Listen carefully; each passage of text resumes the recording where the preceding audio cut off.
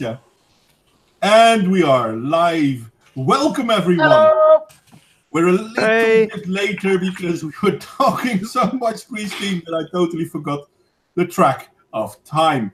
But thankfully, Alicia was smart enough to tell me, "Oi, gotta watch or something." Well, she didn't say it like that, obviously. Anyway, today we're going to talk about an article from Everyday Feminism. And I have to admit, it is an old article. It's from 2016, and I will share it in a second. The funny thing is, well, I have to say this in an interesting way. Back in those days, you had a lot of videos like 36 questions for men and 50 questions for men. But this one is a little bit different. I didn't see it back in the days, but someone shared it on one of the platforms I'm on, and she didn't even share it ironically, so she probably thinks this is the bee's knees. But to me, this was so stupid, I thought, yep, I've got my topic for tonight. Yay! I will share it. Obviously, I will share it. I put it in the chat already. Thank you. We will go by it point by point. And I'm going to try and give everyone a chance to say what they want to say about this. That means that our stream may be a little bit longer today, but at the same time, I'm good. I can only stay until about 11:30, so an hour. Yeah. No, let's hope that it will be enough. Mm-hmm. I am going to broadcast the article. Hey, can I read? Because I'm always silent. Yeah, sure, mate.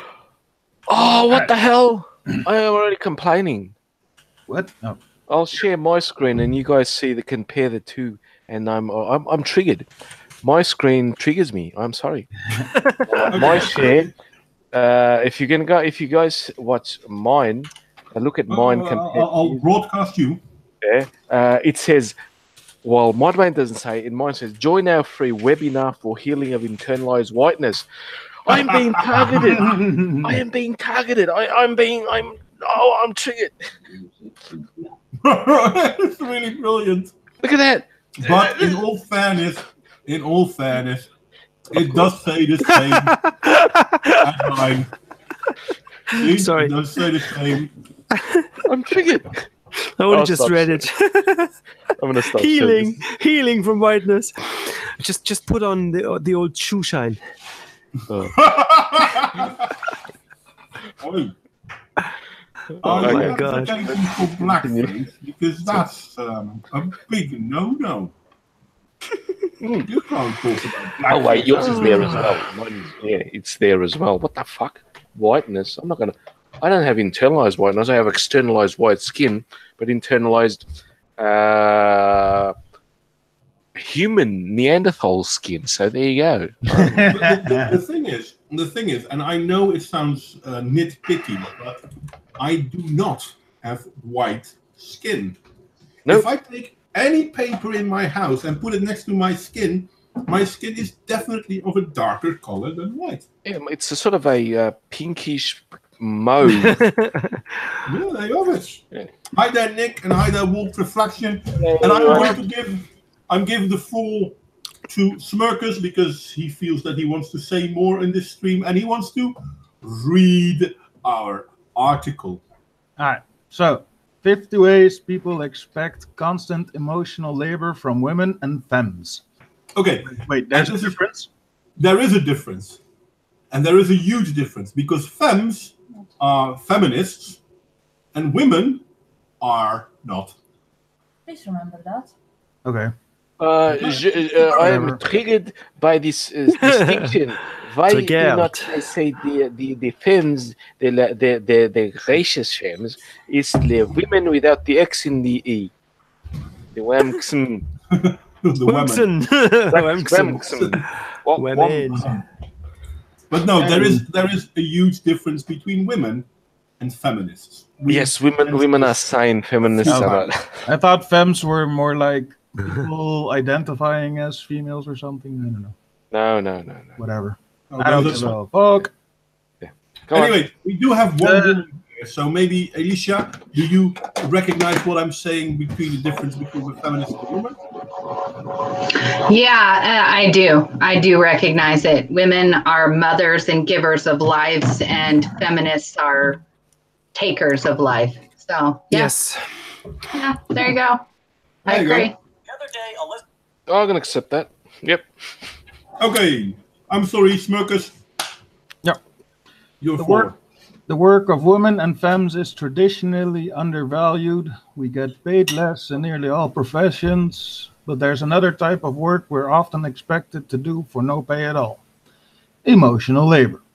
Okay. What a sick definition here. Emotional labor is the exertion of energy for the purpose of addressing people's feelings, making people comfortable or living up to social expectations. It's called emotional labor because it ends up using and often draining our emotional resources.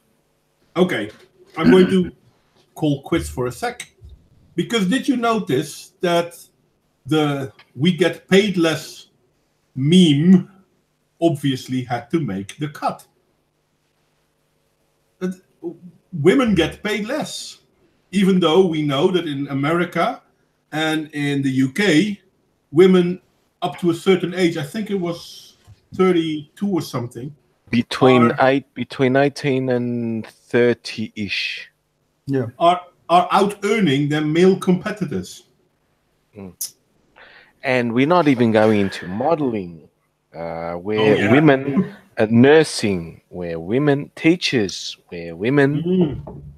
Yep. So, it's very difficult for a man to even get started in those. okay, I'm fine if they want to do sewage work and get paid the same as men. Mine work, soldiers where they go into battle first. I'm fine with that. Yep, that's not going to happen though. Of course not. And hi there, Glassstone, by the way. Hello. Yeah, fair play for logging in from Mainz. By the way, when are we going to bring up Cocoa Pops? What's it called? Cocoa Scoop. Yeah, that's amazing. Fair play for finding that, Modwain. I didn't find it. Rin found it. Rin Michaelis, yes. Well, fair play to Rin. I thought she was your first subscriber. Yeah, but she pointed it out. So I'd like to claim ownership of that, but I can't. Ownership of that find. I wouldn't let you, Modwain. I would. Ooh. Ooh. So it's Cocoa Scope. Scope, yeah. Cocoa. Yeah. Amazing. I signed up right away, but I paced myself before I upload anything. I was actually starting to look for a original logo for my Real Raven kind of thingy. I almost bought some like stock shit, and then I thought, all right, my daughter's an animator and she's an artist, so I said, you know what, I'm going to commission my own family.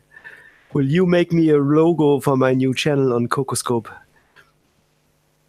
Looking forward to seeing it when I get around. Yeah, I'm still waiting a bit. Yeah. No, you shouldn't be waiting. You're gonna regret it. All the early adopters. We're all gonna be the ones with 1 million subscribers. I'm going to do it. Allow me to get all the videos I've made and port them onto Cocoscope. Yeah, absolutely. Sort of like a bit. I'm thinking about making it specific for Cocoscope as well. Yeah. But we are sidetracking. We're not going. Let's get back on track. My good friend Smurkus, would you be so kind? Yeah. Now, don't get me wrong. Asking friends for advice, reaching out to people in your line of work, and other actions I'm about to mention can be part of a healthy relationship. The issue arises when it's not reciprocal. Many marginalized people can tell you that people frequently make demands of them that cross the line from participation in a mutual relationship to work, and unpaid work at that. Because we're assumed to be naturally, emotionally intelligent and nurturing, people don't always understand that this is work for us. And because we're expected to put others before ourselves, a lot of people don't even care. Well, that's a fucking choice you make then, isn't it? But it's even worse. They assume that this is only true for women. Okay. Hands up for every man out there that has been asked by friends, family, relatives, and even co-workers if you can come help move some heavy furniture. Yesterday, I did that yesterday. Yeah. Yes, I'm not saying it doesn't happen to women, Alicia. I understand. But yeah, go on. What do you want to say, Alicia? No, I was gonna say I used to deliver furniture for a living. So just throwing it out there, bros. Throwing it out there. No. I'm not saying it's something. I'm not saying it's something purely done for male or female. But why are they making? No, I'm sorry. I was gonna say do you already notice the undertone of the thing, the article, whatnot? They're making themselves out to be victims, yet at the same time they're demanding to be paid, yet they're resentful for having emotions. And it's just like, it's like listening to somebody cry about breaking their arm after they hit it with a hammer. That's a nice analogy. That's indeed very true. They're basically complaining like, hey, we're humans and people treat us like humans. How dare they? Exactly. Yeah, it's like. Go on. I was just gonna say it's so like has anyone? Well, I have met women like this in real life. That's what scares me. There's actually people that actually think like this. Sorry, I have to say it. Just it really baffles my mind. It baffles my mind. Well, I cook while my wife, because my wife works more than me, so I cook, I clean the house, voluntarily. I don't get paid. I help my colleagues, there's in my line of work, there are 3 males to about 7 females. I help them. I don't even think, they just say, could you help me? I go, okay, let's go. That's it. There's no thinking, oh, I'm not being paid for this. So, yeah. You have to be... Yeah, come on. Next one. Why the hell would you be expected to put others before yourself? Oh, it's horrific. Yeah, exactly. I mean, if it happens to coincide, then yeah, sure. But it must be because I'm not egotistical and I love my co-workers. They're all sweet friends. Isn't that a mainstay of humanity? Yeah. We care about the others in our life. Therefore, we want to help others in our life. It's called empathy.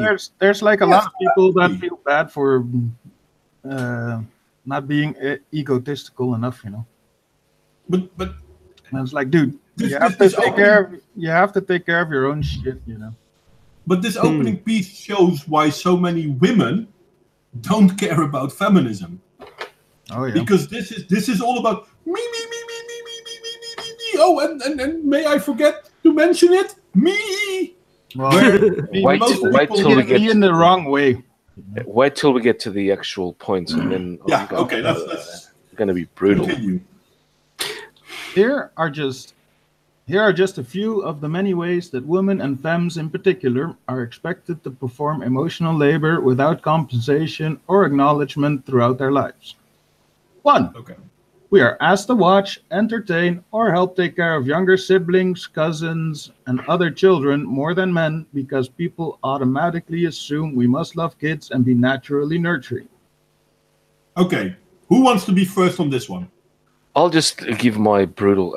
Firstly, that's wrong because she's generalizing. Biologically, women are sort of more inclined because of their empathetic nature towards children, protective, nurturing, etc., etc. They are more natural at that. But it doesn't mean that men don't do it. I don't have siblings, but I've helped raise cousins, younger people, etc., etc. So, okay, if she doesn't want that, she should move to a cave. Or just say no. And say to her family, fuck off, my family. I don't want to know about you. Go away. You are bothersome to me. Okay. That's my point of view. Okay. Who else wants to say something before I let it rip? Yeah. I don't know. Alicia, you are a woman. Oh yeah, I thought it was just an elder sibling kind of thing. I'm getting sick and tired of the feminists making themselves out to be martyrs when they've been given this beautiful gift of holding a child inside your belly is something men will never be able to do. It is the most magical, wonderful, special thing ever.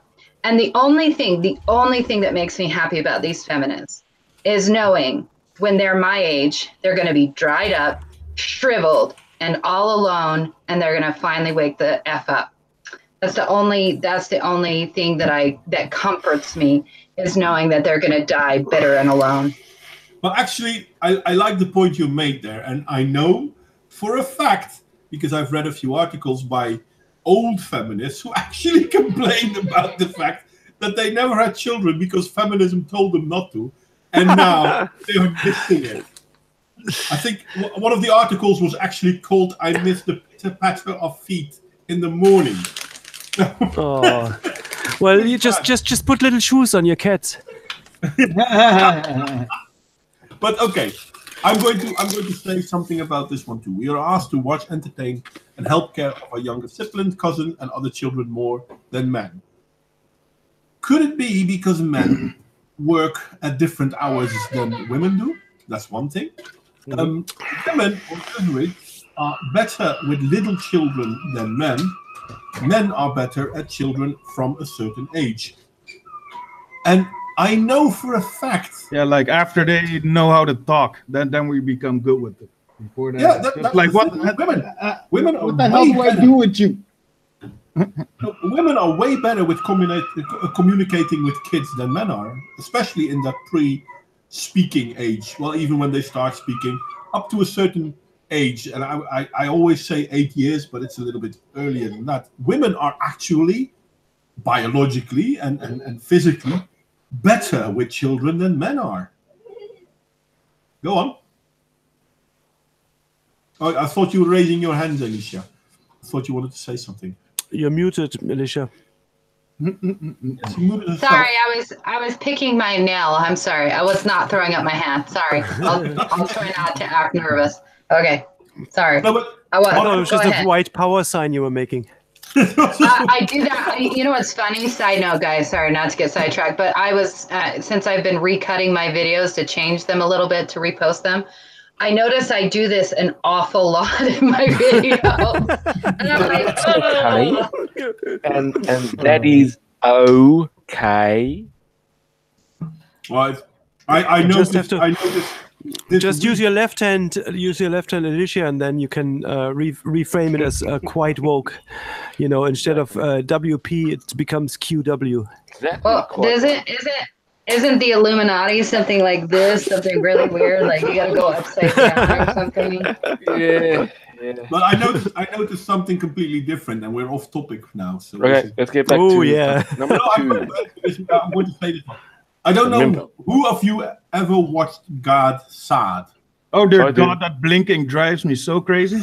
I do. Come on. Yeah, he blinks a lot. He's blinking so much. He blinks a lot. He's very egotistical, pompous, but I like his work. Yeah, I like his work. I like to hear him speak, but I usually don't actually look at the video when I'm watching God Sad. Yes, well, okay.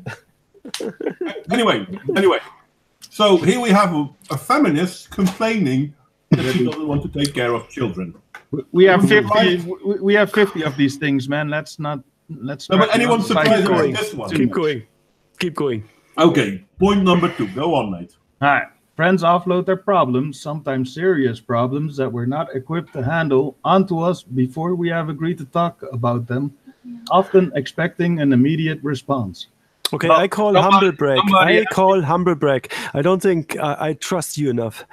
You know, if you're the feminist in the circle, I'd probably go to a different BFF girlfriend. Dude, if somebody asks me how I'm doing, I just don't even wait for oh, what's wrong? I just go, hey, you ask me how I'm doing, I'll fucking tell you how I'm doing. You didn't want to know, then don't ask. But seriously, who would offload the serious problems to a feminist? Seriously. Well, I mean, the article says friend. friends offline. Okay, you have friends. Okay, Really? The friend says, exactly. I know. It's a friend He says, doesn't "Oh, like I have problems with their friends, you know. I have these problems." Blah blah blah blah blah. Response: "Oh, I am Do you so think? sorry. How can I help?" Oh, it's the answer. Oh, it's okay. I think I can handle them myself. If there's anything you need, I am here to help you, and you don't have to do anything. You But are Who volunteer. the hell goes up to their friend and 90 goes, "I have serious problems. Can I talk to them about you?" No, you Exactly. just talk about it. Exactly. Yes. Can I talk about them? That's all they want. 90% of the time, they just want to be listened to. They don't expect you to give them. If I have financial problems, I don't know what to do. I have this and that. And here's $100,000. No, it doesn't work that way. It works. I just want you to hear me. Isn't that inherent on being humans once again? Yes. We want to share our sorrows with our friends. We want our friends to be aware of our sorrows, just like we want to be be aware of the sorrows of our friends. We want to help them as well. It's recuperative. Damn it, my English is failing me. Reciprocal. Reciprocal. Thank you. I'm getting old. My friends have had problems. I've had problems. I've talked to my friends. They've talked to me. They can't offer solutions. I can't offer solutions. I say to them, "Oh God, I would love to help you, but I will do anything I can until or something. I can do what I can. I can't help you specifically for this problem or that problem, but I will try and do something to alleviate. Talk to me. I will offer my shoulder, cry onto my shoulder." That's a response. You don't. Jesus, this is. I'm gonna bring up the fucking the meme. This is an NPC. Yeah. Hello, funny. Hello. Oh, Hi, son. It's How are son. you? How are you? And the new avatar. Didn't notice. Sorry about that. Bunny. That's cool. Can someone in the Hangout, in the sidebar of the Hangout, share the link? Which link? Which link? The one Smirkus is talking from. Oh, the article. Yeah. On the.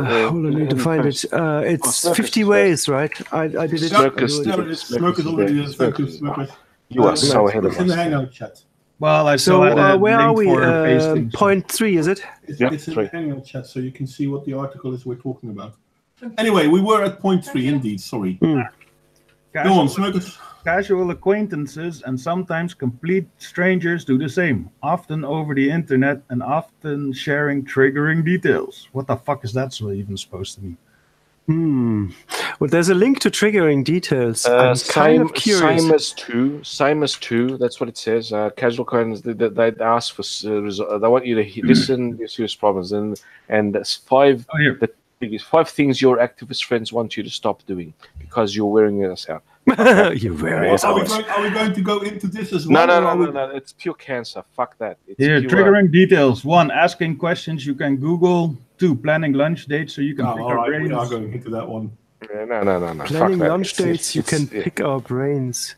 It's Homework, help, and free research. It's cancer. So Expect casual upside down casual rabbit hole. acquaintances. Sharing Scenario. your trauma with us non-consensually and asking us to go to battle for you. You're working as a barista at Starbucks, and you're one of your regular customers, but you just consider them regular customers. You're so high up in your entitled castle, you consider them trash, even though they pay your wages. Comes up, "Oh Jesus, today I was fired from work, and I don't know what to do because I have my mortgage, my kids, and my wife may divorce me and everything. I don't know what to do." Fucking job application. No. A rational person would say, "Oh, I'm so sorry. I hope you resolve your problems." This one, fuck off, you massacre, you patriarchal. I hope you die or something. That's what. Jesus. You know what? what this reminds me of is like sometimes complete strangers do the same. It's like somebody going on social media like Twitter or whatever, and then complaining, partaking in the discussion, and then complaining about, now you're starting to telling me about your problems. Yeah, I didn't ask you for your problems. Listen to me. Often over the internet. You're just an MRA. You're just a guy. Just turn off the internet and you won't have that problem. Yeah, exactly. Like, don't partake. Like, complete strangers. Yeah, they only do. I bet complete strangers do not approach you in real life. They do it on social media, and then they do it after you've overshared somebody else's problems. No, very good point. And in a way, this article is her complaining and sharing her problems. Yeah, showing your face right, Raven. If that's a single person, it's okay. Just making sure. I agree. Yeah, is it a single? I just want to show off my new glasses. You see, Susanna. Oh, nice, nice, Raven. Nice glasses. Anyway, it is a single person. It's Susanna Weiss. I don't know why my little one is whining a bit in the background. If you can hear him, I'm sorry. Oh, let him know. No one apologize. Young ones are so awesome. No. He's an awesome kid. Do we have more about this or what? Yeah. I think casual acquaintances and sometimes complete strangers do the same. Is basically saying, I don't want people I don't know to talk to me. Oh, sounds like an anxiety issue to me. If she ever comes to Portugal and goes to any medical consultancy, any doctors where there's a lot of people, she will be triggered as fuck because complete strangers just start talking to you. Oh, my sisters, brothers, they're getting divorced. That's the thing with small countries. We have that in Ireland as well, Yeah. You can't avoid talking to the mob, the plebs, And but it's how awesome. How filled is with great. anxiety do you have to be to consider this a problem? Very first way. Very first. It's not just anxiety, man. Some people it's have more that like, amount of anxiety. Yeah, so what? No, very I don't think first it's world. anxiety. I don't think that's it at all. I think these people are like self-appointed royalty. They're just, don't talk to me, like, if you're not I'm like middle class, don't talk to me, you plebs. Yeah, exactly. You plebs here. Great unwashed. Yeah, okay, fair enough. Number 4, Smirkus, Right. my man. Street harassers and other people who make us uncomfortable guilt us if we don't respond to them. If we don't say no, we're supposedly asking for it. And if we do respond, we're not polite enough. What the fuck? Yeah, Well, this one, I kind of have to concede to her, I've got a link. We're going to follow the link. What man can do it's men. It's Oh men. my god, I started no. reading that. That's so... No. Oh my god. It's men's okay. problem. Fuck off. No. Except I that- think the whole thing about street harassers is just one giant humble brag. So many people are like, whistling after me and harass me, because I'm so sexy, That's just one giant humble brag, I Well, don't it's think that even it worse. happens that often. who mostly does that? It is working the street cleaners, garbage collectors, milk Oh, yeah. deliverers, the lowest of the lowest employment, right? Then they do, and it's like, let's go back to the Middle Ages when the royalty would walk. I down call them the village. non-NPCs. Exactly, the royalty would walk down to the village and the outskirts of the town, and the plebs would give us a psalm, give us some money, give us some. That's the same reaction that they are doing, that this woman's doing. She is the royalty, and the quote unquote street harassers are the plebs, the salt of the earth, the wretched masses that are dirty and. Is that enough melodrama Yeah. that I've been But it's doing? kind of funny. I should have Beneath myself. guys, one second. I should have prepared this one better, because we're only at point 4, and I already have. I know of articles written by feminists countering these points for us, because the street harasser one, I've actually, and I haven't have it ready with me. That's too bad. But I've read articles on how feminists were complaining about people whistling, wolf whistling. And then a few months later, those very same feminists wrote an article on how they are no longer being wolf whistled at them, and they miss it. And that's the fault of patriarchy. Yes. I mean, we wolf whistle, it's not good. We don't wolf whistle, it's not good. What the hell do you want? Just fucking ignore them. It's a weird thing to me, because if you look like the Dominican Republic or shit like that, where women respond in a manner that can either go, well, yeah, I'm beautiful, you're never gonna fuck this pussy. By the way, Raven, in that manner, you're showing your face, mate. I'm not sure. I know. Okay.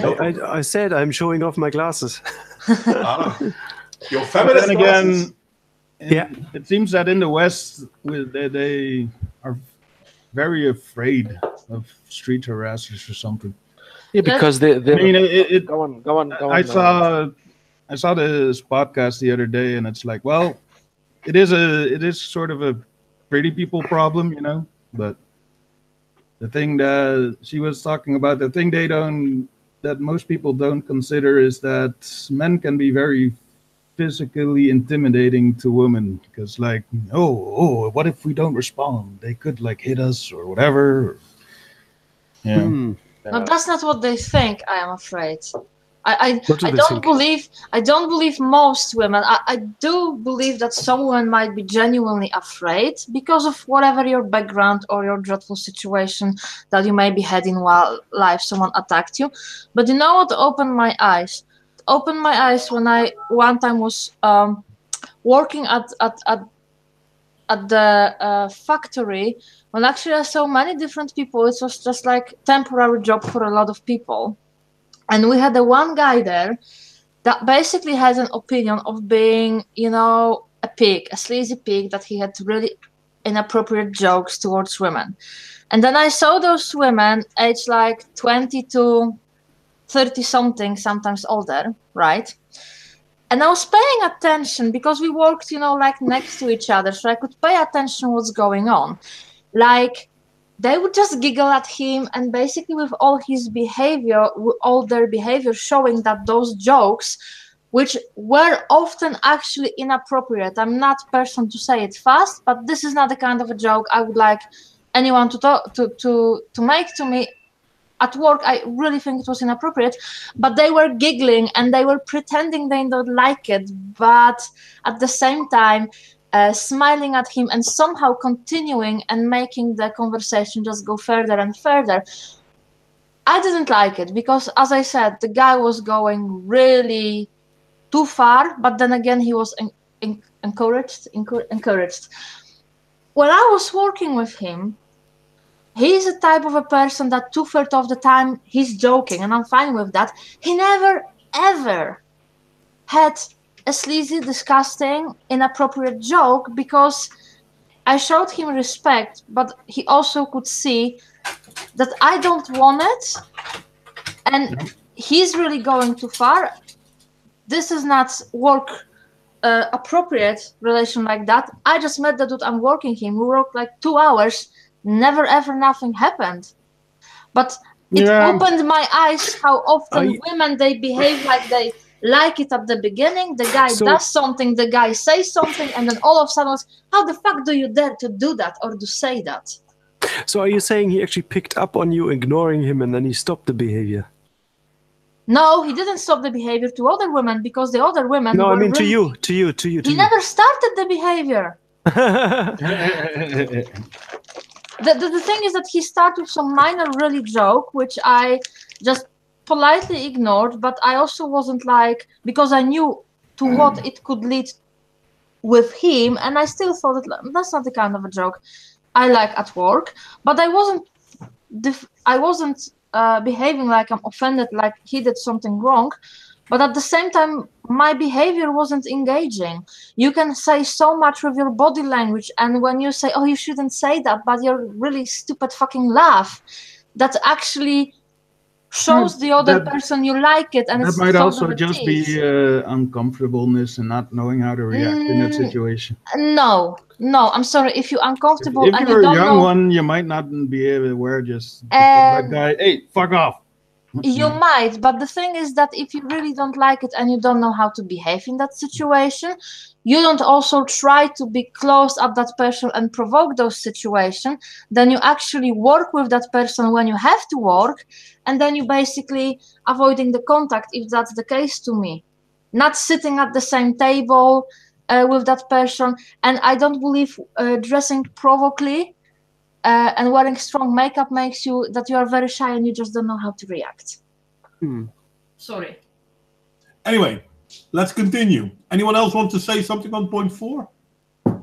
Alicia, what's your personal experience with with sexual harassment? Yeah. No, it's street harassment. It's street harassment. It's not sexual harassment. Street harassment. It's what? Street harassment?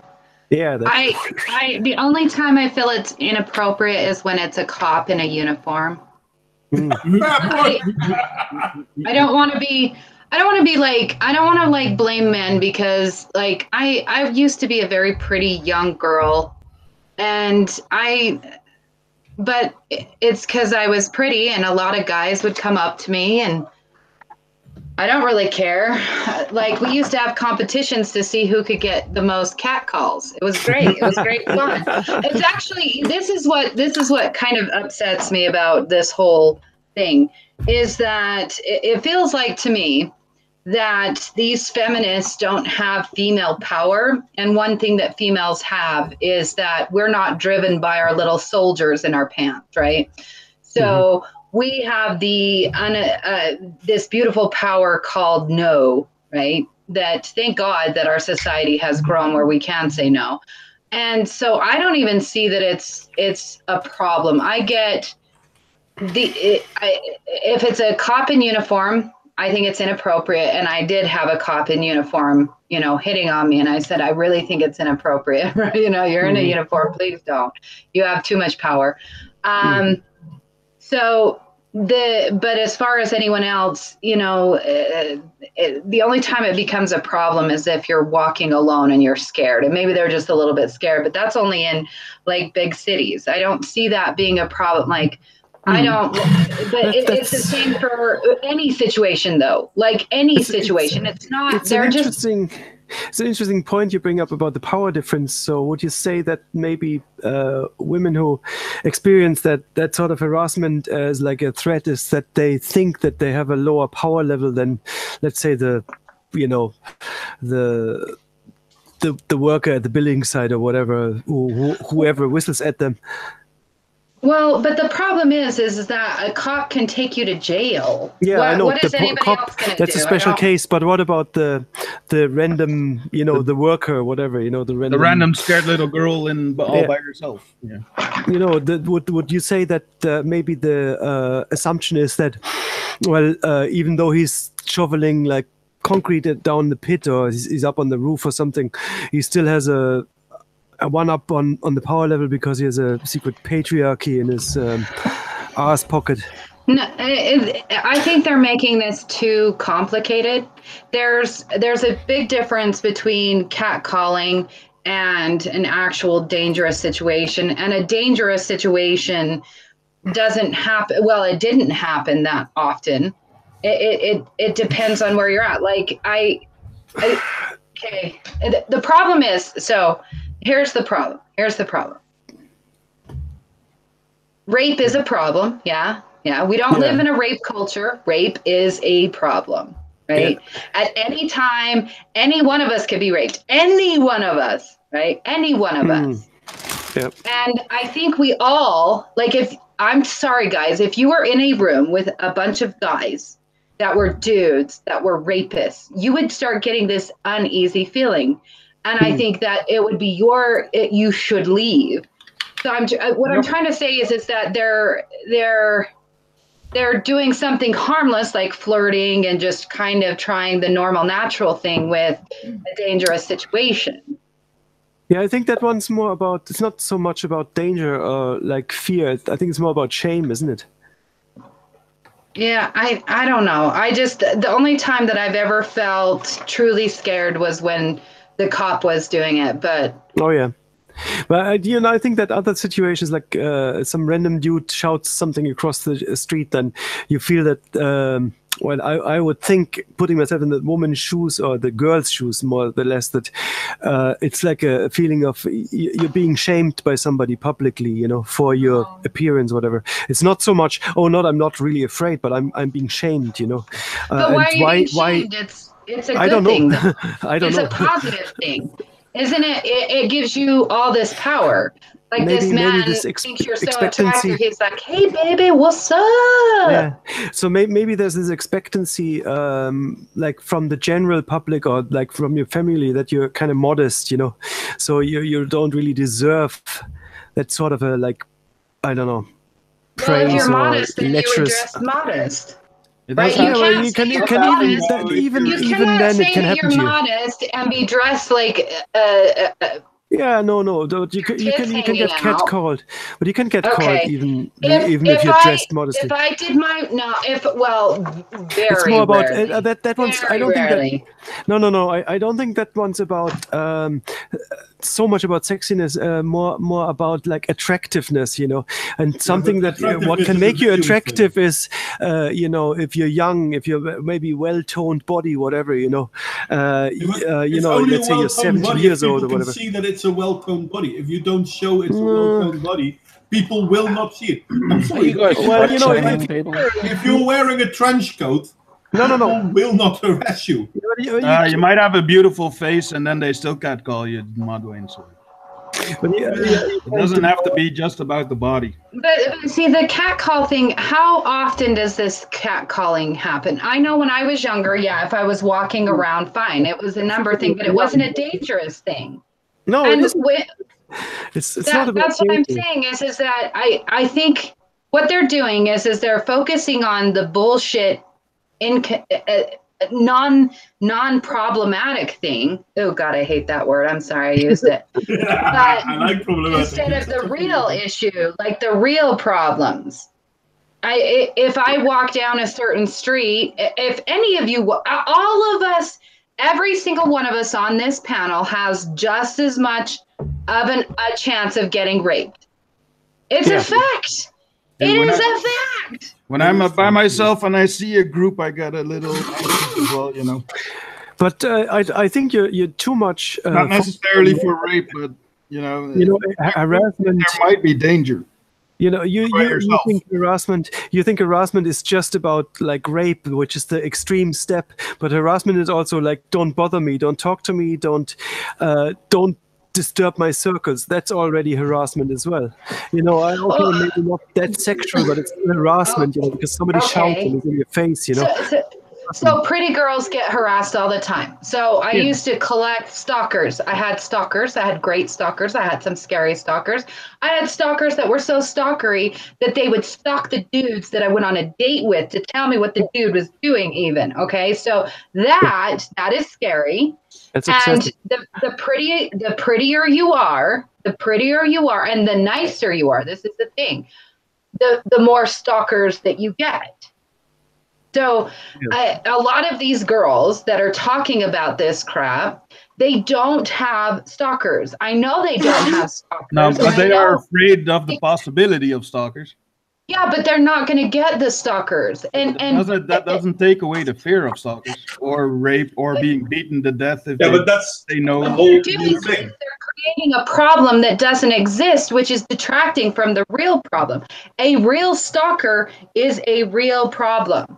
Like, it is not funny. It is quite terrifying. I really don't exactly buy in most of those women to be afraid when they're getting, for example, catcalls. Real. I more see it as a power game. Like, now you have to listen to me. How the fuck do you dare catcall me? Blah, blah, blah, respect, blah, blah, blah. You can simply walk away and do not respond to it. You just can. It's that easy. Just fucking do it. Yes, I'm saying it on purpose. Just walk away. And we really need to be careful with calling what's harassment, because if we say, okay, it's a harassment in a way like just don't bother me, then I'm sorry. Is asking you, I'm sorry, do you know what time it is? I'm bothering you. Well, it's the downfall. Because there was a woman. Sorry, I've seen that video that basically she was crying. That there was even a fucking interview that she was crying because her cat or whatever went missing, and some guy asked her, "Excuse me, miss, if I can help you, if everything is okay," because she was crying on the street, and she got fucking upset because someone genuinely asked her, is everything okay? Is there something I can do for you? While she was crying on the street. So we need to be careful with that judging already that it's harassment. It's true, because what's happening is they're causing us to regress. So women need to be kept separate from men, and men need to be kept separate from women, and women need to be protected like little dolls. So why don't we all start wearing chastity belts again, be covered from head to toe, because that's what they're saying. You know, and it's not like men experience the same thing. That's what I don't understand. And so these little things that it feels like to me what they're trying to do is divide and conquer man against woman. And then society will be completely over. Well, you know, that's the world of postmodernism and neo-Marxism. Yeah, it's what she's talking about is so self-indulgent and so self-centered and so detached from what is truly terrifying, what is truly scary, and what is truly a dangerous situation, that we can't even look at what is a real dangerous situation. But that's the interesting thing. I mean, we're hanging on street harassments, people who wolf whistle and people who shout compliments, but we're not addressing the real issue. And by staring down the street harassers, we're ignoring the real issue. There are people out there who will get violently attacked, raped, or basically beat. And in all fairness, violent attacks happen way more against men than women. But hey, you know what? Yeah, but men getting violently attacked, that's bad. But getting wolf whistled is way worse. It's stupid. Anyway, we've been on this point very long. Let's go to point 5. There's 50 of these. I don't want to take away the agency for people that feel scared, you know. No, but that's something else. But we are forcing people to feel scared. Yeah, that is like I said to begin with. If you look at the Dominican Republic and you know stuff like there where it's all flirting and sexual attraction and shit like that, they respond very differently to the westernized people.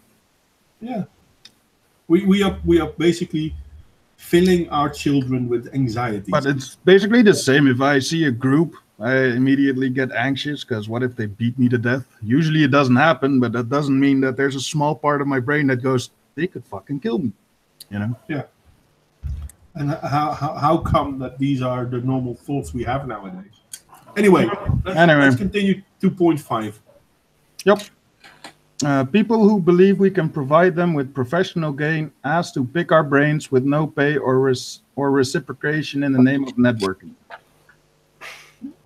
So basically, this is me asking Real Raven if he can help me with something musical because I know that this is his speciality. As a friend, I ask him. This is friends coming to me and ask me stuff about psychology or socio-therapeutic things because they know it's my job. But they're my friends, so they're not going to ask me if I can, get paid by them to help them. No, they're going to ask me as a friend, can you help me, yes or no? How is this a bad thing? You know, Modwain, I call humble brag again. Second time I pull my humble brag card, you know. Oh, I'm so good. I'm such a perfect. I'm such a knowledgeable person that people ask me for professional advice, and it's such a pest, you know. They always do it because I'm just so knowledgeable, you know. And why? And my idea was different. It's like, don't women bitch all the time that they want to be recognized for what they know and their education and intelligence and for their brain, not for their looks? So here, bitch, I'm recognizing you. I'm asking you for help in something I don't know myself. Jeetje, seriously, it's like, seriously, fact if you do, fact if you don't. Recognize women for that she's beautiful. You are oppressing her. Don't catcalling her. She's missing it. You're not giving her enough attention. If Call her honey. It's a really nice problem to have, because you can always say, well, beats me. I don't know. If you actually steal ideas like in that film What Women Want, then that's a fucking problem. But if you pick somebody's brain, then who cares? This sort of gives me a view of why women don't go ahead in careers. According to this, if you ask a woman, can we get ideas? What ideas do you have? Let's work together. Let's cooperate and everything. Oh no, I'm not going to give you my ideas. I don't need to give you my ideas. And then the next time, okay, John and Julie over there, the ones that do help, can we let's interact, let's do this work that we're doing together. While the other one that said no, the one that's complaining that they provide without picking our brains, without no pay or reciprocal in networking, stays behind while the others get promoted. And then, oh look, pay gap and pay rise and shit.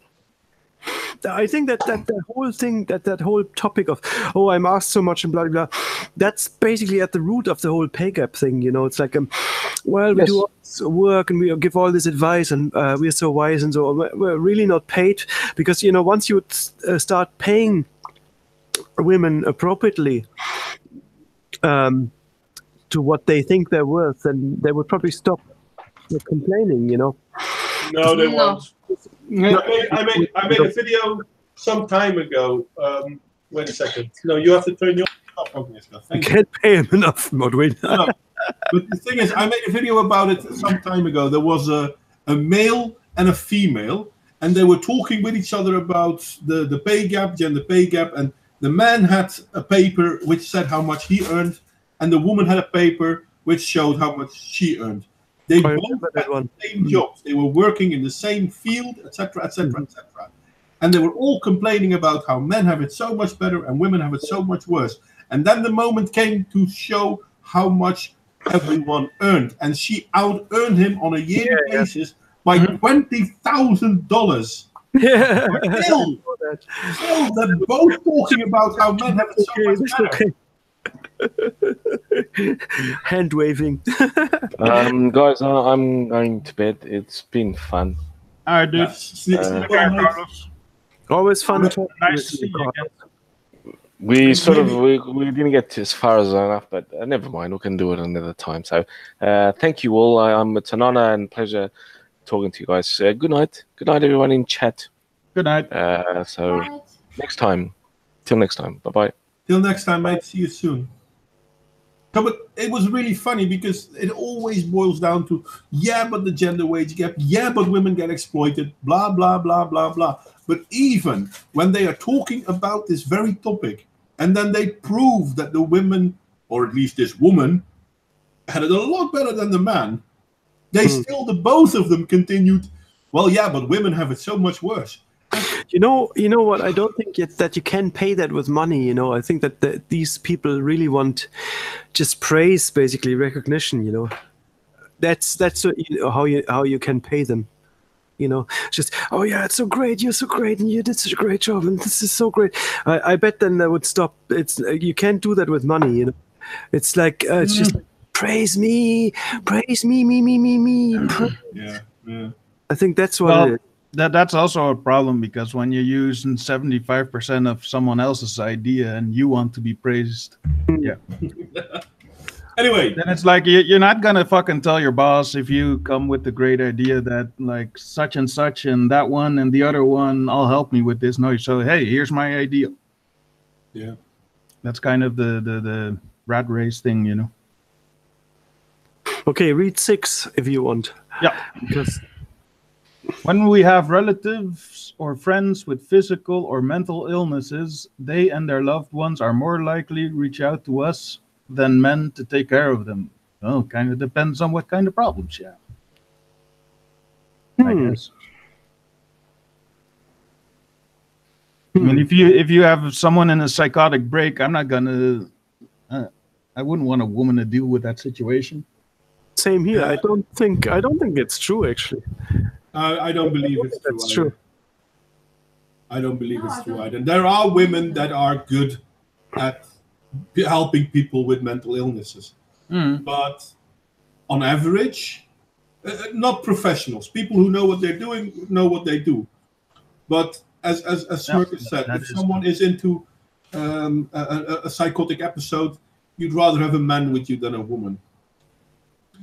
You'd rather have a woman with you that knows what to do instead of a man that doesn't know what to do. But like on average, you know, if it's a person in a for example, in a psychotic break and he's acting violent, I'd rather have somebody. Well, it all boils down to, do I trust their abilities? Yeah. Randomly, I wouldn't ask one of my female friends. Now you guys are being the sexist ones. Nah, I don't give a fuck. Okay, no, go on. No, seriously, go on. No, seriously. She's saying one thing, and then you guys are saying, what you just said was exactly the same. Well, I wouldn't want a woman to be the one dealing with the psychotic snap. Why? Because we're so weak and fragile? No. You're helping to make us so weak and fragile. I just dealt with my sister having a psychotic snap. And I'm sorry, you guys are sitting there saying that she is making women to be victims, right? But at the same time, you're just saying that we're not capable of doing the same thing. No, I think you're wrong, because I think that actually, if you open up your weakness, your mental efficiency to a woman, not necessarily expecting compassion, you know, it can be the opposite, and it has nothing to do with weakness. You can actually, it has to do with physical strength and having to restrain them. Yeah. No, I think it has to do with being judged, and I think that. No, Raven, I agree with Alicia on this one. It has to do with physical strength. But, and this is what I also said, a woman that knows how to deal with this situation will deal with it as good, or in some cases even better, than a man that knows how to deal with the situation. But a woman that doesn't know how to deal with the situation is at a higher risk than a man that doesn't know how to deal with the situation. And that is pure because of physicalities. Now, for example, the example you gave me about your sister, this is not something that happened the first time, I assume. So you've already learned how to roll with the punches, so to say. So can you just expand what you mean by risk? You said me or Modwain? No, Modwain. If you go into physicalities, men are more capable of defending themselves physical than women are. If they don't know what they're doing. Right. But if a woman knows... I think it comes down to the size of the woman. Okay, so let's talk about size and strength, and then physical mental prowess, right? Physical mental prowess. I wouldn't dump somebody that's going through a psychotic snap with anyone that I considered mentally weak and physically weak. That's it. That's the correct thing. You don't want to dump them on a physically weak person and a mentally weak person. And so this chick is saying, "Oh, we're so vulnerable, and you know, we're so petite and wonderful." And I think sometimes men are helping to encourage women to act this way.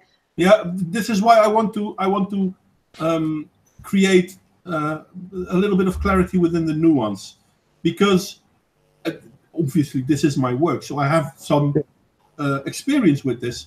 I noticed that, for example, in psychotic episodes, female colleagues are better at reaching people in a psychotic episode than males, because in a male situation, it tends to turn physical faster, because even psychotic men will not easily attack a woman. There's always some sort of inhibition for that. This means that if the woman knows what she's doing, she can handle the situation better, simple said, than men. But if the woman doesn't know what she's doing, she might exacerbate the situation just as much as a man that doesn't know what he's doing might exacerbate the situation. But if a psychotic episode turns violent with a man that doesn't know what it's doing, it's less likely to be as damaging as with a woman that doesn't know what she's doing, because a woman is weaker on average. But if I were to say, I mean, I'm a social therapist, I have a lot of female colleagues. They are as good, if not in certain cases better, dealing with psychotic episodes than me. To be honest, I have to admit that I read the question, the point wrong. I thought it was the actual relatives or friends reaching out directly, but actually it's they and their loved ones are more likely to reach out. I thought that like direct reach out of somebody who has a mental problem to somebody else. no. That's the situation I was looking at. And that was That's I read it too. To be honest, when instinctively, before you guys had this conversation, when Smirkus made the comment that he rather have a man to deal with psychotic, with a person with psychotic, breakdown, I thought to myself instinctively, if I have to choose between two people and none of them is a professional, and I assume, of course, both of them are mentally, stable, of course, but if I have to choose between two of my friends, that are not professional, don't have experience, so sort of both don't know what to do, I go for a male, because when you have, this is what I think I know, when you have psychotic episodes, you tend to be so fucking incredibly strong sometimes, and purely, if you as a woman don't know what to do and you're going to set it off, I rather have a man to set it off, because simply he's physically stronger, only for that. So you guys are doing the same thing as the feminists are doing. You guys are giving a pass to females. Did you know that you can teach a female to be just... there are ways of teaching a female to defend themselves. Now, if it's the same height and same strength, obviously, no, it's not going to work.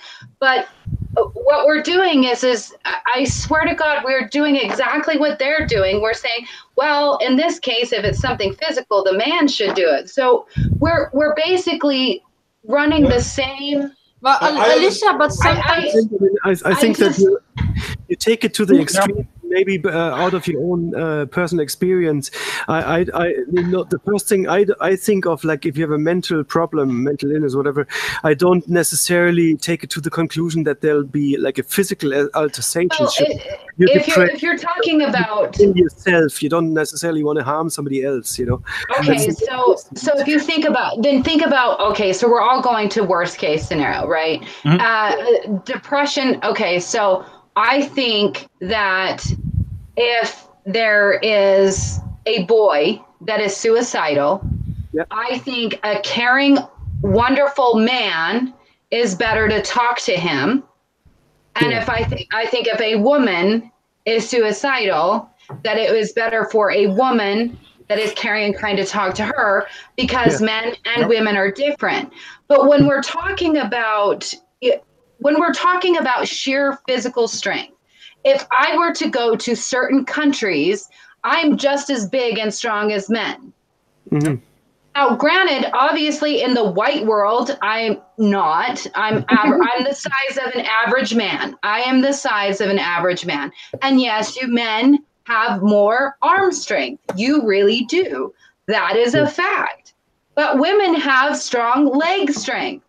And if you taught women to use their legs to help defend themselves, I think, I don't know. I maybe it's just me being offended because I'm a woman and I'm like, I can do it too. I understand. And there are different situations in different cases. And hell, most of my colleagues are female, so obviously women can do this too. But in certain cases, men are better at the situation. In certain cases, because, for example, the example of suicide, on average, yeah, a compassionate man can help very well as well. But a compassionate woman can do the very same thing. And in certain cases, a compassionate woman would probably even be better at it than a man, because women are way more emotionally developed than men are. This is unfortunately on average. Yeah, that's unfortunately the biology of things. Yep. But it's not that men are better at it or women are bad at it. But in certain cases, it's the same thing. Can all women work in a foundry? Well, yeah, they can, but not all do. And I do know women who work in a foundry. Well, they have an advantage. They don't have sweat glands. I don't even know what a foundry is. What is a foundry? Melting metal. They melt metal and make steel beams. And as we all know, women don't sweat, so they have an advantage. We sweat. Of course, women sweat. That's rubbish. But I mean, I know two women that actually work in a foundry. They make steel bars and all that. Wow. And yeah, they're not bad. This is the funny thing, because they're not feminists. They are really women, but they work in an environment that's mostly male. But they're just doing their job, and they actually like their job. Modwain, of course they're not feminists, because they're actually being paid for real work. For physical work. That is true, and they're good at it as well. So, I'm sorry. I think that we have to come up with a solution, because I feel like everybody cuts women too much slack, and well, not that we're talking about maybe this. You're right. Now that we're talking and hearing all those opinions, I'm like, well, maybe it would be better. Well, it'd be better to have both with you. A woman to talk down, and in case it gets physical, yeah. But that's one of the reasons why in psychiatry, if you are in a psychotic episode and you're inside, so you're already, then yeah, you're always being approached by at least two colleagues. Yep. No, but again, I understand. I'm sorry. Go ahead, mate. If we talk about anecdotal shit, I don't fucking care who takes care of me. Like, if a friend comes by and brings me some food when I'm sick, it's like, oh yeah, cool, thanks. Or if it's a woman, oh yeah, cool, thanks. Yeah. Well, maybe the problem is, if you think about how many of your relatives are going psychotic all of a sudden, that this is like a big fucking issue. Yeah, it doesn't happen. That's what we should have focused on, is like, oh my God, woman. So how much is this happening to you that it's like this huge problem?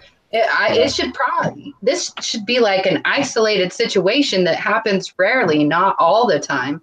I work in psychiatry, and even in my job, it doesn't happen every week. So, but come on, we kind of taken it to extremes. Come on, I'm a feminist in the family. But then again, like she writes about it like it's like happening all the damn time. Like everybody's calling her up, her second cousin's uncle's aunt. Hey, can you come and help me out? I'm having a psychotic snap. You're a woman. Come over here right now. I think we took it to the most extreme cases, but if you're with your average illness, it's like, fuck, who the hell cares who helps you or not, No, isn't depression and anxiety the most common of all these people? What? Isn't it just depression and anxiety? I mean, isn't that really the big ones that is floating around out there right now? That is very rampant, and social media ain't making it any fucking better. Well, and then you have the problem where you get to a point where you have to cut a friend off because they're so depressed all the time. They're starting to make you depressed. Yeah, I kind of wonder why I still have so many friends when it comes to that. But anyway. Anyway, sorry guys. Continue on. I'll shut up. I'll stop channeling my inner feminist. No, I think we just took it to the most extreme case also, because this is what we thought, like, or if someone has a psychotic break, and then we took it to the just simply most extreme case. Yep. And then it was, to me, fair to say it, but yeah, not every case is most extreme case. Anyway, instead of shutting up, let's move on to the next point. Yeah. But I do, 1 second, because I do like to thank Elisa, because in all fairness, she does have a point. Yep. So Yeah, that's true. I try to nuance it, but at the same time, she does have a point. I mean, we tend to be overprotective, really. So, yeah. Anyway, continue. Yep, we good? Yeah, we're good. Okay. If we are in professions that involve interactions with people, those we serve expect us to act as their therapists. Who the fuck thinks that like that, man? I have no idea what's that about. Yeah, that doesn't make I sense. mean, is she a barista in like LA where everybody just fucking complains all the goddamn time or something? I used to work as a barkeep. And yeah, move on to the next one. That one's stupid. Yeah. Move along. Okay, move along. Yeah. Okay, so 8. We are judged more harshly for lacking social skills and criticized for not being sentimental or warm, so we go to great lengths to present ourselves in a desirable manner in social interactions. Doesn't fucking everybody try to do that? I know, yeah. If you're you're kind of an SP, you will have a hard time, you know, because I know women like that, you know, who are not, you know. I know men like that. That have the same issues. But, you know, I mean, that does, you know, men are stupid oafs anyway, so it doesn't matter, you know. You know, it really doesn't matter, you know. But if you're a woman and you're socially awkward, then you'll definitely sort of feel the brunt of it. And if it's just you being excluded from the cliques, you know, you'll just feel excluded. So I think there is a point there, you know. But it's like we're judging more harshly for lacking social skills and criticize for not being sentimental or warm. If you want to go that way, then men are judged more harshly on other things, like not, you know, like being a wuss, not being cool enough, not being strong enough, not being, you know, all these things. We have expectations for. But that's a collective punishment, right? So men are aware, like as a man, men are aware of that. That's just a collective property we have. You know, we men, we are just not that sensitive. We are just not, you know. So we can take it in our strides, but this particularly is like directed at the individual. That you know, the individual woman that isn't. Doesn't have those social skills, that isn't having those, isn't that compassionate, and she'll feel singled out, you know, as one, you know. Yeah, but the thing is that first of all, lately I have this idea, and maybe I'm being wrong, that actually by whom we are judged more harshly for lacking social skills and criticized for not being sentimental or warm, because. By whom? Because by women, I might be feeling that we might be praised for that as being a strong woman. Definitely, but all that judgment is passed by, all that judgment is passed down by other women. Definitely by other women, not by men. Also men. Definitely by women. That's by the clique, you know, by the in-group. That's it. It's not, men don't judge women for being socially awkward. They don't. They just don't. Oh, yeah, they do. Yeah? Give me an example. Of course they do. Give me an example. Well, that kind of goes back to this fucking street harassment thing. Go on. You know? It's like, you get wolf whistled, you feel scared to death, then what the fuck? If you just go, hey, you know, whatever, walk on, or just don't say fucking anything, whatever, you know. But if you don't say anything, or you say, oh, fuck off, then you're immediately labeled a bitch by that little group that just catcalled you, you know. And in all fairness, let's be honest. Skill, though, dealing with street harassment. Should be. Skill. No, but let's be honest. If we're talking about this one, we're judged more harshly for lacking social skills. But isn't one of the feminist talking points that men are all encumbered with toxic masculinity? They don't share their feelings. They don't share what's bothering them. They feel that they're an island all by themselves. I'm sorry, but isn't that exactly the same thing that she's talking about? Yeah. At one point, it's okay to berate men for this, but it's not okay to berate women. There's a difference because Modwain, I think that that point 8 applies to men collectively, not just to singular men, to all men. Whereas for in the women's domain, it's particular women. I'm sorry, mate, but women. I know. I'm sorry. You are simply wrong. Listen. Men are not a monolith, just as little as women are a monolith. Women feel more attacked by this because they are more collective. So I'm falling out of the collective. I'm really bad, you know. But that the women feel more attacked over it doesn't mean that they actually are. Yeah. And, I disagree with that. Men don't feel attacked over this. Certain men are more easy to move beyond it, but men don't feel personally. I don't feel personally attacked by a statement that men are this, that, the other. You are not a monolith of all men.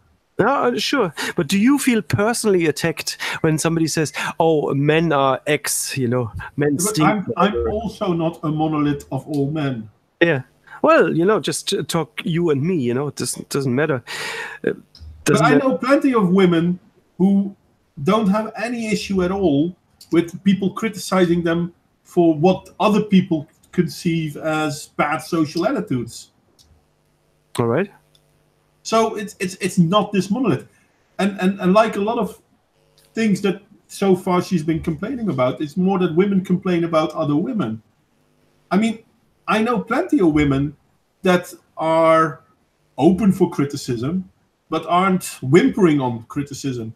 And they can be just as direct as most men I know can be. And funny enough, some of my colleagues are like that, and they're great colleagues. Oh, I fucking love it when people do that to me, man. Yeah, it's clear. It's like if you hold a mirror for me, I kind of hate you, but in the moment, but a little later, I appreciate the hell out of you, man. Yeah. Like you just pointed out a flaw in me. So the whole should work on, or maybe can't work on, or whatever. But so the whole thing is, so we go to great lengths to present ourselves in a desirable manner in social interactions. You know what? I'm willing to believe that you do, but unfortunately, that also means that you're insecure. Yeah. Oh, yeah. The thing is, being judged more harshly means also that people. You know, that it's a two-edged sword. You're judged more harshly because people think that you're morally superior. No. You're already taking we're judged more harshly as a matter of fact. I'm even contesting that one. I'm not saying they are. And if they are, it's not by everyone. It's by a certain clique. Again, I'm telling you the same thing over and over again. Judged more harshly as individuals because you're stepping out as a woman, or judged more harshly because you're just men. You know, you're just a fucking man. You don't know any better, you know. So, you know, you're judged more harshly because you're in the group of men, yeah. Or you're judged more harshly because you're that one woman that doesn't have the social skills. And that's an individual thing. You know, you're not going to be judged more harshly, Modwain, because, oh, you're such an insensitive man and all the other men are so much more sensitive. You see what I'm meaning? What I'm saying? It's the criticism is you personally, you stick out because you're such an insensitive man. No, all men are insensitive, but for a woman, you stick out, Alicia, because you're so insensitive and all women are so sensitive. My point was, you know? There are other things for men that when we don't get judged that harshly, they do. Like, yeah, true. Even just about social skills, but we cannot say, oh, women are so poor and bad because when we talk about social skills, they are judged more harshly, and then it's just more problem. You can't carry if you can't carry the trash outside. Sorry, I'm interrupting you, and I'm doing this on purpose because we've been busy for nearly 1.5 hours, and we've reached point 8. Well, what you actually thought we would get to all 50 points in one stream? No. But I would have assumed that we would have gotten farther than point 8 in 1.5 hours. But I don't know. I think what Modwain said is a driving factor. It's like most people are insecure, and that is a thing. I don't know how to say it. Talk for yourself. I'm never insecure.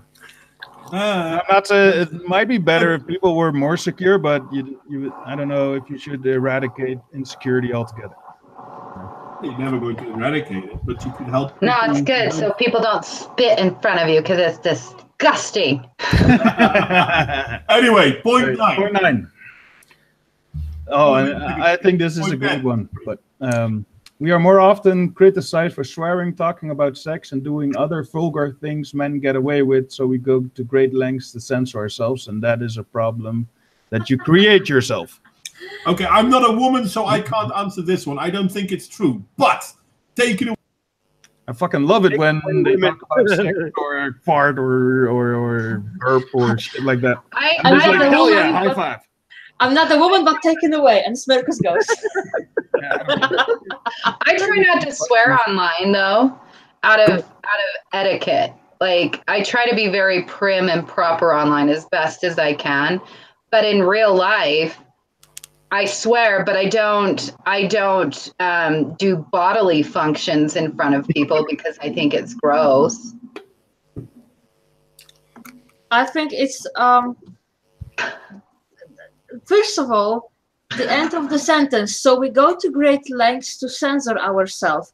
I'm really sorry, but feminists are fucking cause of people have to censor themselves. So stop bitching about this. But no, I don't have a feeling that we judge more harshly. It was when I was growing up, though. I remember this. That when you were raised and when you were like, teenager, and you would swear, or you would drink, or you would do silly things, then we used to hear as girls that for boys it's normal, because then basically they have to have that period of the time they are going to express themselves and do stupid things, so that then they can actually settle down, have a family, and it's just inappropriate for a girl, for a young woman. And then partly I disagree, partly I can see that point of view. But nowadays, as a grown woman, I really don't have a feeling that just because I swear, I'm looked at differently, that I'm not supposed to do it. Bullshit. Well, things have changed now. Like, when I talk to my young daughters, right? So everything is totally different now. We were talking about what is shocking anymore. And what's shocking is to say you're a straight chick that wants to wait till they're married. Those are the ones that are being shamed. But I will give her something. Us women, we really are brutal towards each other, but we're just as brutal as against men. We will call men sluts and whores and think they're disgusting. So I think she's taking it personally because we are judging people as far as like sleeping around and being kind of grotesque sexually. But that's because you can get so many diseases that it's kind of really gross. It is kind of gross. Let's be real. It is gross. And, there does come a point where how many is too many? How many liaisons is too many? Like that guy that supposedly had 6,000 and that's disgusting. And there's nothing wrong with me saying that. That's fine. That's just my opinion. That she shouldn't feel bad that I think she's a whore if she sleeps with a different guy every week. That's just my opinion. But isn't it shouldn't be hers? But isn't it that we are actually, that women are more cruel to each other than to other men? I mean, isn't that also a part of jealousy? Because I've seen it really happening. Like the girl maybe slept with 3 guys, and then she had a boyfriend, and maybe she was on the break and she went, back to her boyfriend, and they was calling her a slut and a whore and all that. But I've seen it sometimes as also simply competition and jealousy.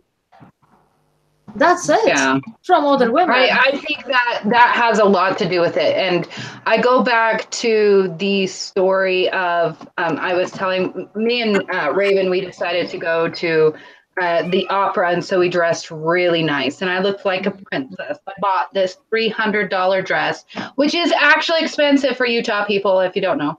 It was really, I looked like a princess. And I put on my high heels, and I looked beautiful. I got so many nasty looks from women. Like they grab their men, they turn their man head. I had one chick sitting across from me. She was looking at me so mean that she was 13 at the time. She leans over to me and she's like, "Oh yeah, you're right. They are kind of bitches, and we are mean to each other. But I think it's a resource-based thing. We are in competition for a good man." And we've placed a lot of value on our physical appearance, and that's not because of us, but that's men have this physical drive and they like pretty things, And so what are they? That's what we're doing. We're presenting a package, and she's pissed because some packages are prettier than others. And what's even? It reminds me also about the situation that. Just for the chat, I wasn't wearing the dress. I wasn't wearing a dress. It was. But also, reminds me. That reminds me of the situation. Seriously, years ago when I met Mod, and we met at the just heavy metal alternative music place, and before we really started to be together and before we've met, well, I was going out and he was going out, and he knew a lot of women. And there were women who wanted to have something with him, and there were women who just were purely friends, fair enough. But the moment some women, and most of them, that were the women who either, I don't know, didn't want to have anything to do with him, or couldn't because he didn't want it. I don't know, I'm sorry, I don't care. But the moment we started to be together, like they knew, some of them turned really bitchy towards me over nothing, and they were even prettier than I was, seriously. And for example, there was this one woman who tried to really her best to push me off the podium and standing really wide with her boots. But then again, back then I had more physical strength, and I was like, "Look, girl, you have really pretty boots, but I'm still standing here." And it's like some of them were so fucking bitches to me, and not even, and this is what I don't have a respect for, not even like in a straightforward way. So just because at some point, and I'm sure some of them even didn't want to have anything to do with my husband. Some of them maybe wanted, but it's just that pure thing, like just that jealousy, just that I have to be the prettiest one, the one that gets more attention, think, in the disco or in the theater or wherever. And this is really ridiculous. I understand a little bit competition. I understand we need to, mate and choose our husbands, and husband choose us. I understand that. But that's going really too far, seriously. So yeah, never mind. Sorry. No, you're right. We're bitches to each other. It's a fact. It's a fact.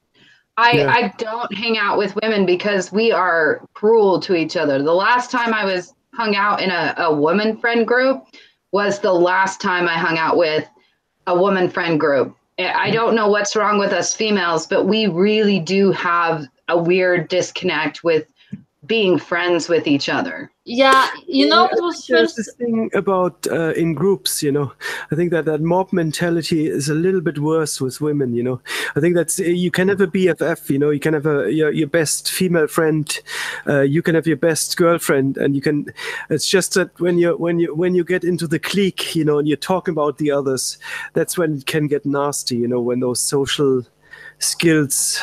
Oh my God, all of this reminds me of this Chris Rock joke. Like, when friends of men get a girlfriend, they go, "Oh man, she's such a nice lady. I would like to find one just like her." And when women's friends get a boyfriend, they like, "I want him, and I'll slit this bitch's throat to get him too." She doesn't deserve him. I don't know what all of this had to do with the point, but this is weird. It really is weird. It is. I feel bad about it. Me and my daughters talk about it all the time. We end up having to be friends with a bunch of guys instead. And that's why you have to pick your mate carefully so that they're not jealous of you hanging out with men. Yeah, so, but there's something you said that you just rather hang out with guys. I remember when I came here as au pair, and that was the first time really when I got introduced from au pair that stayed there. So I met the group of, let's face it, mostly girls are au pair throughout the years. I knew only one guy. So I had to sit through the evening with other au pairs, and I was like, fuck, what am I going to do? It was so weird situation for me, and I really gave it an honest try. Even because what else will I do, at least in a first period? And I really ended up to be with a very few girls that I kept in touch with, but mostly it was really talking behind your back. It was really like, I never forget the situation when I went to some party, and I was already, back then we were just boyfriend and girlfriends with my lovely man, but it's just purely because there was like a guy, and we started to talk, and we had a lot of interest, like photography, like other things, and I rather watch stuff like Top Gear than whatever girls do, I don't know. And just because we were talking to each other, and it happens that I stood with other guys because it was just like when the food was like it happened, and we're just cracking our jokes. And this is so typical. The other girls, they do not join and say, hey, what's up? Hey, what are you talking about? No, they wait till you approach them as a man. But at the same time, the three girls I came with instantly became my enemies. Oh, but no. I didn't even flirt with the guys. I didn't want anyone. So, Alicia, it's like recognizable what you're saying. Point 10. Yeah, move along. Let's go. We've complained enough. We're like, goddamn bitches, be Great to learn about the crazy. female perspective. I'm learning so much. All right, point 10. If we don't take immediately to parenthood, want to put our kids above all else, want to be the primary caretaker, or want kids in the first place, we are made to feel like something's wrong with us. Okay, I'm going to be first on this one. Oh. I've read several articles, old feminist women complaining that they were feminists and therefore didn't have children, and now they miss it. And they can't have them anymore, and they blame feminism for it. Yeah. We have two women here, so they can probably tell better what it is like to be a mother, because both of them are. Okay, but first, what does that first part of the sentence even mean? If we don't take immediately to parenthood. But What age is she saying? I don't even believe that. I've been shamed for having kids at my young age. No, it's not taking to parenthood like that. This is something, and I'm not sure if my wife wants me to tell you, but I am going to. When my wife was pregnant, she was scared. Oh, yeah. She was scared because she didn't know whether she would love her son. It's normal. And that's what I said. No, but for a lot of people, they don't realize it's normal. I think that's what she means with don't taking to parenthood immediately. I think most women, well, not most, but a lot of women have anxieties when it comes to becoming a mother. And men too. So it's just like men don't become mothers, mate. But we might have anxiety about becoming a father. You dick. Oh, hell yeah, you're right. It's just sometimes they do. I'm sorry, there is this poor kid that has, parents, and mommy is becoming a daddy, and daddy is becoming a mommy.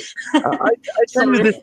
It's like taking a job that you haven't been trained for. That's what it is. You have no experience in it. You've just been thrown in at the deep end, and you learn. No, it's not. And I tell you, no, it's not. And I tell you why not. There is one major difference, and this is talking about the women who are normal. There is nothing wrong with them. If I go to the job and I suck at this or I don't like it or whatever, I just say goodbye sooner or later. But here I have a person, I'm responsible, and I'm not walking away. And the reason why, for example, I don't mind you saying that, the reason I have this anxiety, because I'm not a pregnant person. I'm not the kind of a woman who likes to be pregnant. Let's be honest. The morning sicknesses, to begin with, weren't fucking morning sicknesses. They started at 12 o'clock and they never fucking left till the late evening, right? Mm-hmm. So everything what I could eat, that it didn't make because I have a digestion problems, I don't digest food that well. So everything that I could eat and it wouldn't make me normally sick, I just wanted to puke, and everything I craved for would make me sick. And I felt like a dying fucking whale in a 3rd trimester. So I'm really sorry. I'm just not a woman who loves to be pregnant. And when I basically found it scary, but also there is a problem, because you are being told you have to enjoy your pregnancy, you have to love your child from the moment you know you're pregnant. And there is this, they show you only the women, and at least in this country, they show you only the women always that immediately are happy that are pregnant, are rarely, if ever, scared that they are pregnant and like to be pregnant. And in a first moment, I had to realize that this is not the case for many women. But me not really having relation with my kid when he was growing in my belly made me think, shit, will I have emotional connection with this child? Will I love this child? Yeah, it's quite amazing, you know.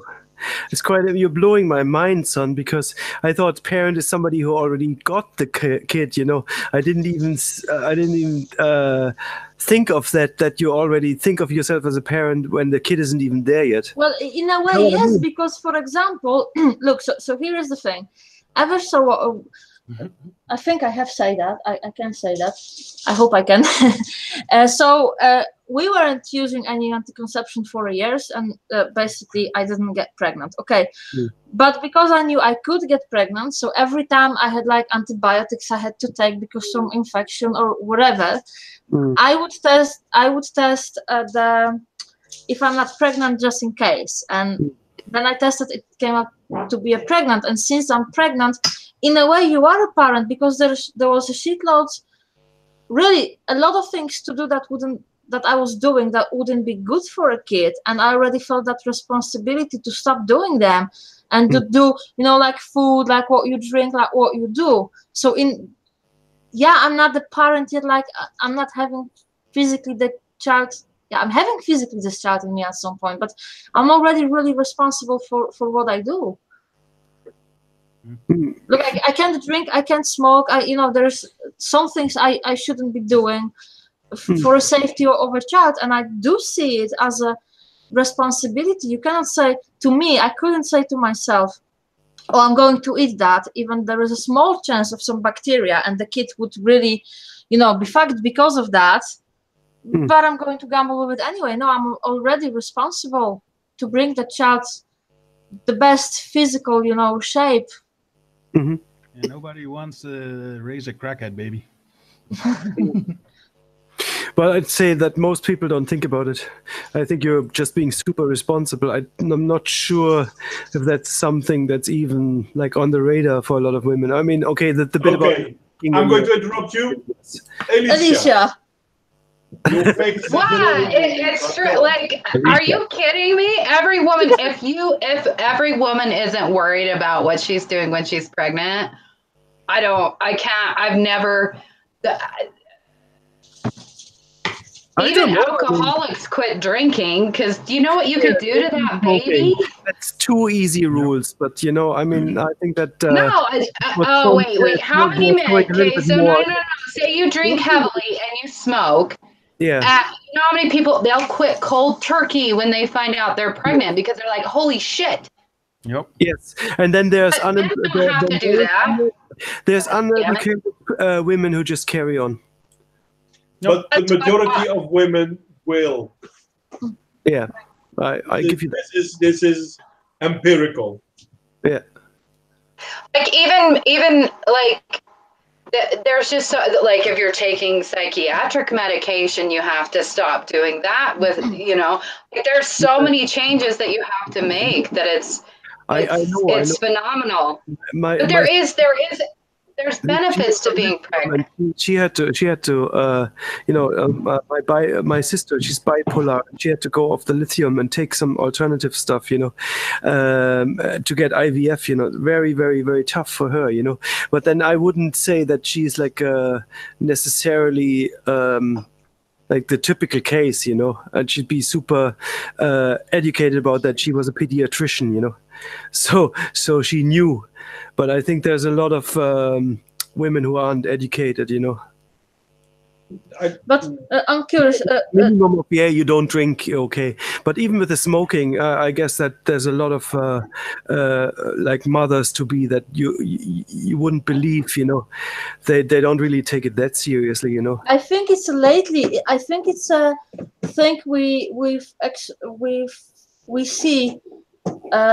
Lately, I don't know, last 20 years, because basically lately women do not have any responsibilities. Even, I mean, there was even an article or something that is patriarchy if you say to a pregnant woman that they shouldn't drink an alcohol. So yeah, maybe lately it's less and less responsible, but on average, I think we do actually. It's very overwhelming feeling. The thing is that when you find out you're pregnant, it's like, but with us, kid was welcome. But I have to always remember what a friend of us once said. Even when you really try for a kid and you really want it, the moment you find out you're pregnant, it's very overwhelming. It's beyond you. It often scares the shit out of you.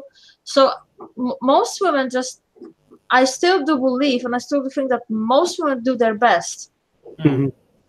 Getting away from the just purely the pregnancy and like expecting kids, what's your point on the little sentence that says if we don't want to put our kids above all else? What's your experience? It's pissing me off. That's something that doesn't piss you off. I mean, in my experience, like if you're a mother that commits. I don't know. I just can't get my head around that, When I hear bitching like, if you don't want to put your kids above all, exactly. I'm really sorry. You're responsible for another human being. And at some point, that human being has to take his or her own responsibilities. But in a way, you decide a life of that person, because you decide, will it be a crackhead? Will you be always drunk? Will you actually spend time to educate your kids, to talk to your kid, to make a decent, responsible human being that can go through difficulties of life? Yes, it is. You're supposed to put your kid above or else because you chose to have a kid. And I would say that I would really say that would come naturally to most women. To most parents, probably. So I don't understand this, really. And like to mothers, Also to dads, dude. Seriously. Yeah. In a different way. Like the primary caretaker one is a weird one for me as well, because if you are a 2-parent household, then it's like, who's going to be the primary caretaker? It's like, depends. You're both parents, so who cares? Yeah, no, it depends on how you look at it, because at one point I would say my wife is the primary caretaker. It's the immediate one, Yeah, it's the one with the most contact. The one with the most contact, but definitely not the one with the most responsibility. Because I want to be the primary caretaker. Well, I thought if you're a single mom with a kid, then you don't really have a choice. Both have equal. We have equal responsibility, but they're different. But she spends more time with him now. I really need to say one thing. One moment, I'll switch.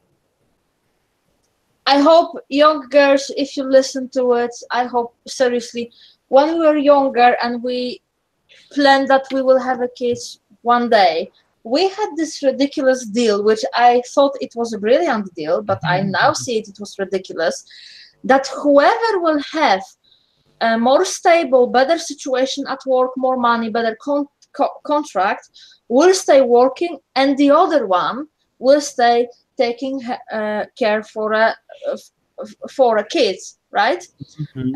And so that could also that I would have, maybe I will have the more stable, better situation at work.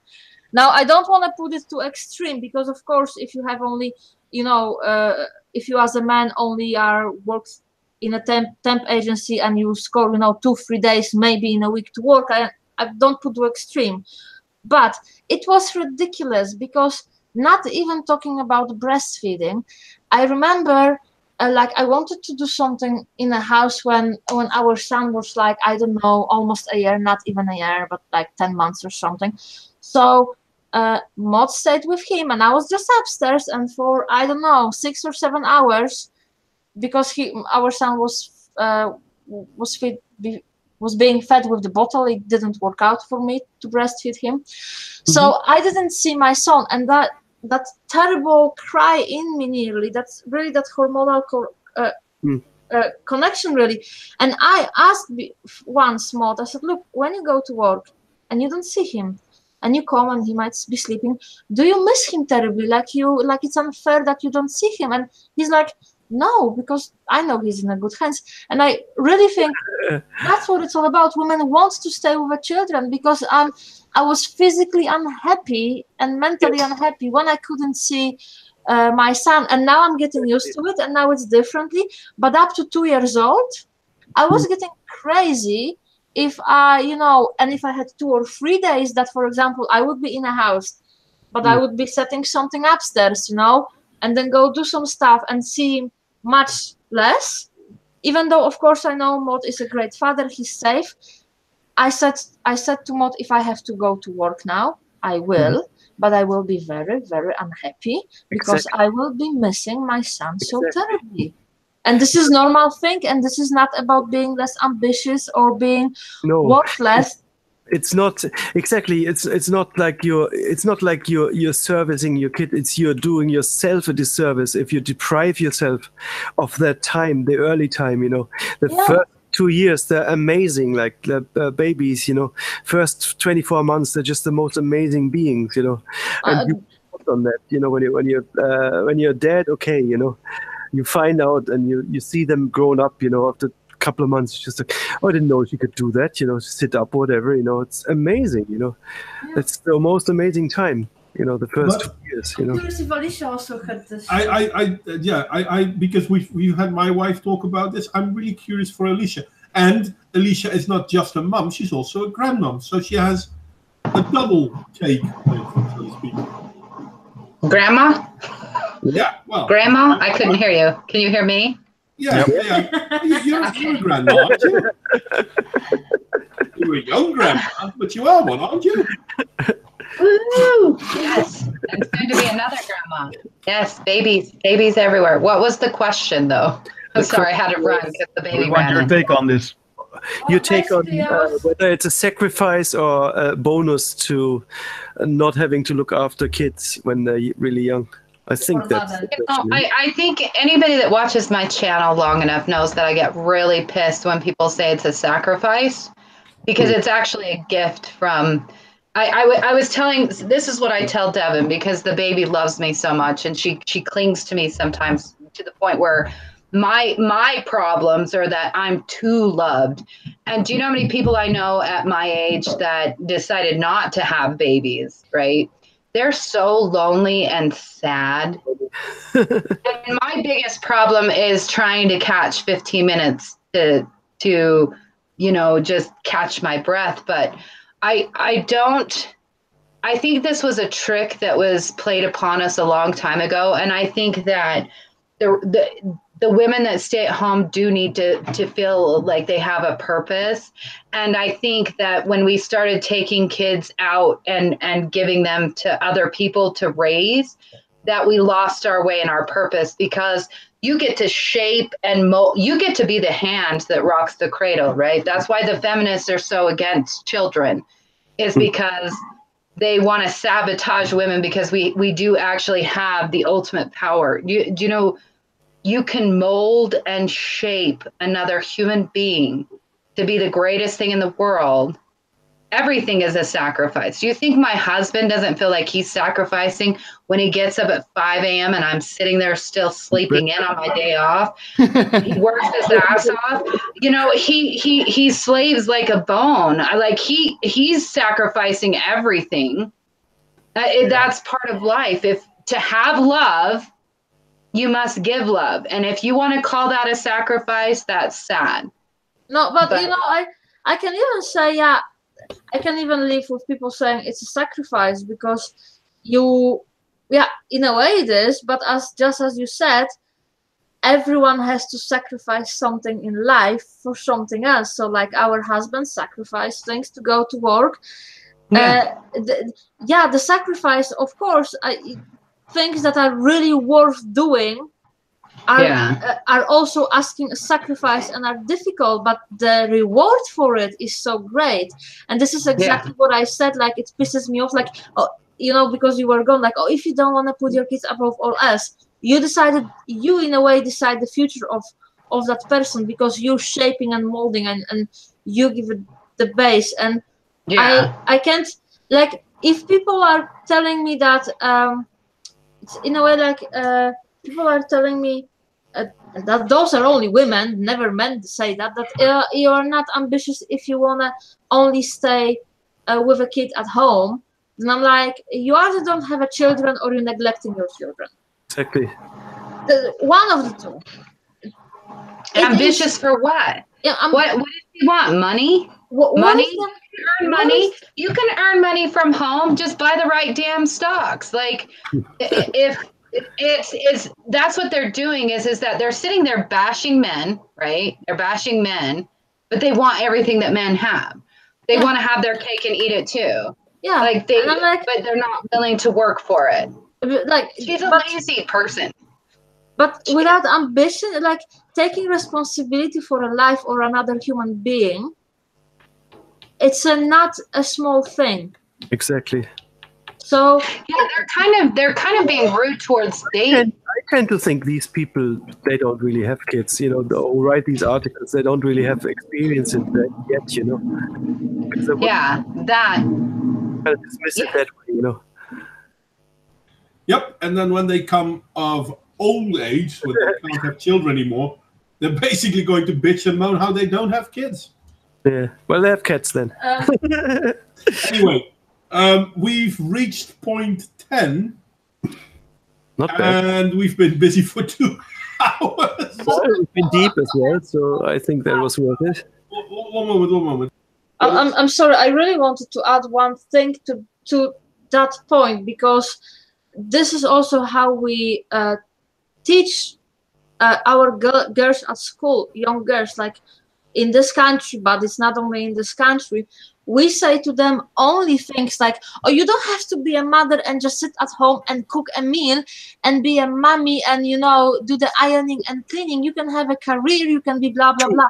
It's all true. Only the thing is that we say the half of the story. First of all, as my husband said many times, and I agree with him on that one, most people have a jobs, they don't have a career. Second of all, the thing is that they don't say, keep in mind, if you wait till you're 30, 35, you have less chance to get pregnant. And women who indeed don't have a children, they are unhappy by the time they're 40 terribly. And from the time you're 40 to the rest of your life, to be unhappy, it's a really long time. But we are basically diminishing. We are saying, oh, only a mother. We are saying it to young girls at school. Or you don't have to be only a mother. You don't have to be only cooking dinners. This is how we teach our girls. They don't have to. The problem is not that they say you can have this. The problem is they say you can have both. You can have both a career and you can be a great mother. And I think you can do it. You can actually do it. But if you have both, you need double the energy. You know, double the energy of a normal human being. If you're double as strong as a normal woman, yes, you can have both. No, but if can't. you have a normal one-time strength, then you better fucking decide. Because you're not going to be very good at both, you know. No, you can't have it with double strength, because my boss wants to be there 9 till 5 or maybe 9 till 9 if I'm having a career. Yeah, you have and to. My kids will be sleeping during the night. Train yourself to shreds. You know, to fulfill that into 2 pieces, you know. Anyway, guys, we reached point 10. We've been busy for 2 hours. So I'm not feeling that well. I noticed I have a bit of a trouble breathing. We had a problem with our oven. Oh, shit. The air is now, well, it's not a big deal, nothing, but for me it's a big deal. Something burnt, and but I have a bit of a problem breathing. My lungs aren't the strongest. Oh, no. So don't worry about it. I'll be fine, but I'm also a little bit tired. Send your men to bed. Well, anyway, so my question is this, and I will let you answer. We've been busy for 2 hours, so we're going to call it quits. I wanted to go on longer, but I don't have the energy for it. Are we going to continue at point 11 next week? Yes. Yeah, sure. It's a deep topic, you know. It's a great topic. It kind of reminds me of the attitudes of the 50s or something. That's the worst thing is, though, it's not even the attitude of the 50s. It's well, I'm sorry, radical feminism. Isn't it always? Well, a 10-point stream, someone is typing. So, Alicia, will you be here next week? I shall try. Yes, I can never make any promises. I live by the seat of my pants, unfortunately, right now. But I will try. I will do everything in my power to be here. We can try to do another stream during the week if you guys would prefer. No. Yeah, no. I think it's good. The only reason that I wouldn't show up is if something cataclysmic didn't happen. Sorry, that's the mother in me. I don't promise anything ever. I just. Makes sense. There's a 90% chance. It's like if I can be there, I'll be there. I would love to have you there, mate, as always. No, that's the general the statement. If I can, be there, I'll be there. I'll try. I'm sorry, I understand what you mean. The thing is, Oh my God! It's United Nations Day on the 24th. Really? Oh my God! The thing is, the 25th, my wife and I are going to Poland. Oh, So nice. the week after, there will not be a stream. Okay. Yeah, because it's Halloween, bro. From Poland. It's Halloween. No, I can't stream from Oh, Poland. it's Halloween. It's Halloween. Okay. Yeah, no, big holiday for us as well, us pagans, you know, so that's fine. I don't care about Halloween. But yeah. No, we're pagans. We do care about Halloween and our dead. And is there anything more scary in the world than feminists? I am dressed as the scariest thing I could think of. An American woman. I'm going to go dressed as Gloria Steinem. She really is. I mean, if you want to talk about idiot feminists, then Gloria Steinem definitely is one. I mean, dear God, yeah, proud. I'm gonna go as Big Red. Big Red, that's a good one. That is a good Yeah, one. but she's not scary. She's just annoying. So Gloria Steinem actually advocated that all women should have at least one abortion, but she's also very much against guns because they kill lives. I'm sorry. The double think is Amazing. you have to be a special kind of idiot to think that through. Wow. What's the reason? I always think Mary Koss would be the one. Anyway, I do like to thank you all for joining though, because I hope you guys enjoyed it too. Very much. Hey, I like being able to read and give opinions before anyone else. I kind of sneaked it in there because, like I said at the beginning, I don't really talk a whole lot, so this way I can just go first, and you know. Yeah, no, I'm all for it, mate. It's like I'm catering to my own social skills in this way, you know. Because I don't like interrupting, and 9 out of 10 times when everybody's done talking and I want to say something, I'm just like, I kind of forgot the point I was trying to make anyway. Well, sorry, we did have a good stream. I like to thank everyone for coming, especially for the people in the chat, because it is kind of interesting to see what people are doing and how people are seeing the things like Warped. And I kind of did want to go back on Warped, because when she talked about how it was to have kids with her and how well, there aren't a lot of feminists in the poorer parts of town, but that's because it's the same thing. If we look at Marxists now, most of these Antifa goons don't come from poor families, but they're complaining about the bourgeoisie. They're fucking coming from the bourgeoisie. Anyway, different topic. Anyone want to have any last words? Yeah, everybody follow my damn new channel, Toxic Threads. Come on, people. I'm rebuilding my empire. I need you to come out and play. I'm going to help her. I'm going to help growing her. Pretty fast, aren't you? I don't know where John's gone, but No, I'm not. I am not growing fast. I am growing at a snail's pace. So what I need to do is I need to have I haven't, like, all my one-hit wonder videos are gone, right? So I need my big numbers one. I was going to do it this morning, but I was kind of tired, so I didn't. I was going to talk about Chechnya and what happened today, but I didn't. I actually found a lot of great information, and then I was like, I just can't do this today. You can still do it on the weekend. In all fairness, This is my weekend. You're at 160 subscribers already. Do you have any idea how long it took me to get there?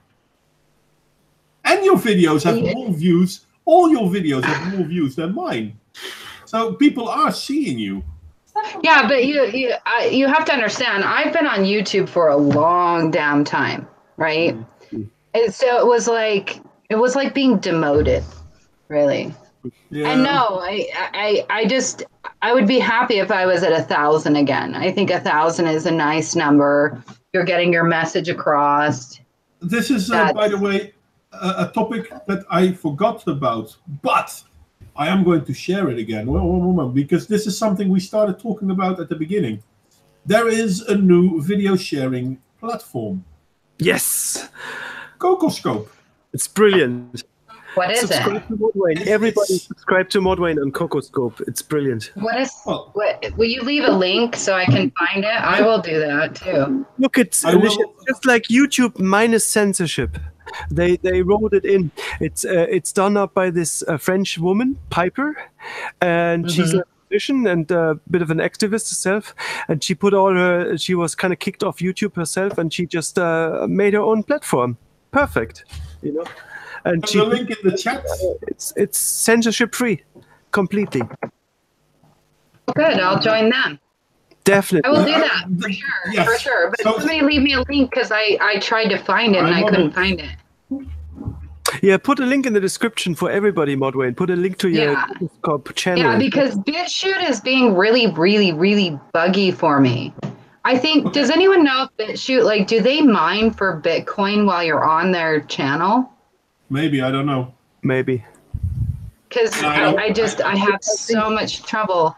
It's a very slow site when you're uploading. I have to tell you, I'm not sure about all those peer-to-peer kind of mining kind of whatever, those blockchain kind of channels. I think that Cocoscope is straightforward. And what I really like about it, what they have built in, they don't use Patreon. They have an internal system which is called channel adoption. And you can set your price. It's just a monthly price. You say, give me $5 per month, adopt my channel. So you can, it's like your child. You adopt the channel and then you just pay for it. No third party involved, and they guarantee that it's censorship free. I hope they hold to that. But you know, the founder of that platform, Piper, she's a BDSM whatever submissive. So she's an outcast herself, and that's why she built this platform, because she was just kicked off YouTube. You got to watch her introduction. It's amazing, you know. Okay. So I'll do that for sure. For sure. One thing I could show you people that introduction now, to be honest. Do. I'll be right back. Welcome to Cocoscope. Here we go. Brilliant. Bonjour, this is Piper, and welcome to your dashboard. This is your home on Cocoscope, and I'm here to help you make the most out of it. So let's get you started with these 3 simple tips. Number 1. Secure your personal URL. Click on Edit Channel. Once you're there, you can access all of your channel's features and enter your desired name. It will be approved within 24 hours. No need to depend entirely on your URL for people to find you. Unlike Patreon, we will never hide you from the search bar. That means that if you tell your fans that you're here on Cocoscope, they will find you. Number 2. Spread the word. Cocoscope wants to help you maximize all of your work. Not only your videos, but also all of the time you spend creating posts and interacting with your fans on other platforms. That's why you can use all of your social networks to tell your fans that they can support you on your Cocoscope channel. Number 3.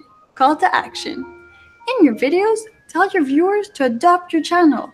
Explain that with their support, you can keep on producing more content. It's simple and effective. To get even more adoptions and tips, make adopters-only videos. That way, you give them access to special content. They'll thank you for that. Oh, one more thing. Cocoscope is a platform made by creators for creators. You're not alone here. Don't be shy. Reach out to other creators if you need help. You and I decided to make Cocoscope our home. Let's make every creator welcome here. So, can I say something about this? What's his name? There's a famous Vanilloyd. He's a famous,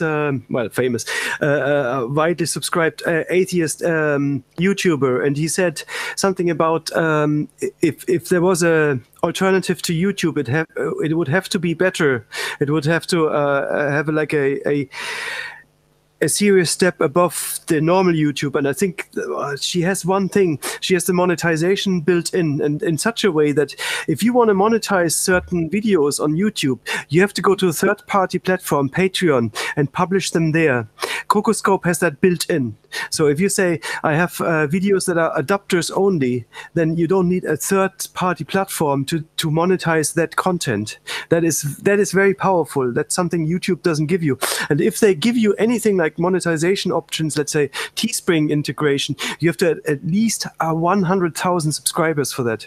And Cocoscope, you can start straight away. So it's a really good platform for people who just want to, go into it seriously and not just wait and slave for years until they get to a critical kind of a critical level, where they can then maybe think about monetizing.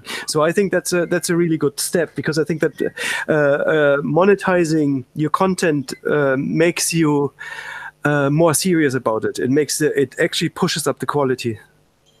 And in all fairness, being a total guy at this moment, Cocoscope has that woman as a face. We have Susan Wojcicki. I mean, I know, I'm a guy, but let's be honest. She said she was kicked off YouTube because she wasn't wearing bras in her music videos. Oh, so, that was it. She's not wearing a bra. I was wondering. I don't mind about the bra, but the first video I saw about her, I thought, the thing that I saw, I as a musician, right? The thing that I saw, I didn't saw just this woman with a big bust, but I saw, oh, look at her, she's got near field monitors. She must be. Yeah, that's the first thing that comes to mind. Like she got serious monitors, so I knew she was about quality. But in all fairness, I'm judging a book by the cover. I don't know the person. I mean, she looks good. Physically, she looks good. Let's be honest. And she founded this platform. But I am curious about this platform. And She made an experiment for 1 year on YouTube, being a YouTuber for 1 year, and she got nothing out of it. And then she made a second experiment, and then she took all her saved money, got some developers together, and founded this new platform. I hope it works out. I don't know if it's, the thing that I'm skeptical about is, like, does it scale? If there's 100,000 people flocking towards this, how are they going to pay for it? Because it is still a very hard business to fund. It's very hard to serve all that bandwidth, to a lot of people. Yeah. Well, I'm curious about that too. So my channel, I know you're Modwain, I'm Real Raven on Cocoscope. I've already reserved that space. Yeah, I'm Modwain Aileron, as always. No, and I'm not taking credit for this one. Rin found this one. She pointed it out to me. Rin Michaelis. So, and I've no idea if you can do live streams on there, to be honest. Wait. I don't think that'll be initially possible, because that's a very expensive, technically that's a very expensive option to have. So give it a few months, upload your videos and grow a following first, and then think about live streams. Walk first and then run. Yeah. And I've only put 6 videos on here. It's not bad. I have a massive 2 subscribers and 3 views already. That's Rin and me, right? Yeah, indeed, that's Rin and you. I hope it's going to change after. And in all fairness, it looks interesting. I have BitChute, as you guys can see. This is BitChute. I have YouTube. And now I have Cocoscope. These 3 are automatically open on whatever I do, because I do. You know what I really like about it, Cocoscope? It doesn't try to be all things. It's just a video site, and it does it really well. What I like is the fact that they claim not to censor, and I'm not sure if they will. But when you upload a video, you can click on some things yourself, like, okay, this is sexually graphic, or blah blah blah blah blah. Makes sense. Now, most of my videos are PG-13, not because I actually want them to, but because I tend to keep it clean. I don't know why, but I do. Sure. On one video, I actually said, okay, you know what? There is some content in here that is, it's me talking about that woman in England that got jailed for falsely accusing a bunch of people who themselves got to jail. On that one, I said that there is some explicit material. There isn't, but I wanted to see what happened. This is what happened. It's still published, but instead of showing a thumb, it says violent or disturbing content. And when you click on it, I'm not sure if it does it again, but the first time the first time I clicked on it, it said, "Are you sure?" That's all it does. Okay. So yeah, it's. I'm so far.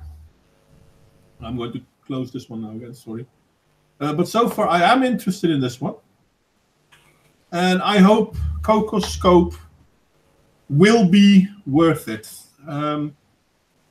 As I said often, either YouTube returns to becoming a competitive network thingy, or it's going to be replaced, and sites like Minds and BitChute are definitely edging towards it. Cocoscope may be another site to edge towards it. I mean, I'm sorry, Vimeo, nope.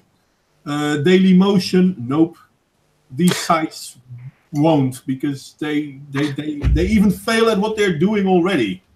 Yeah, I think Vimeo died, didn't it? Or what was it? What was it? VidMe, was it? VidMe died because they couldn't get the money together, which is a shame, because VidMe was bloody brilliant too.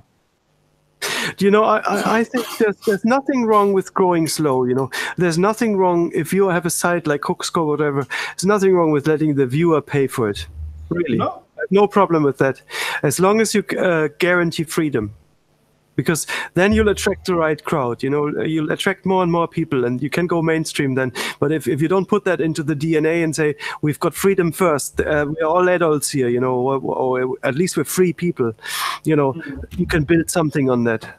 But if it's YouTube is the other way around, it's just here's some shit, it's great, it's for everyone, and then we're gonna narrow it down and narrow it down and narrow it down, and we're gonna shape you because it's free.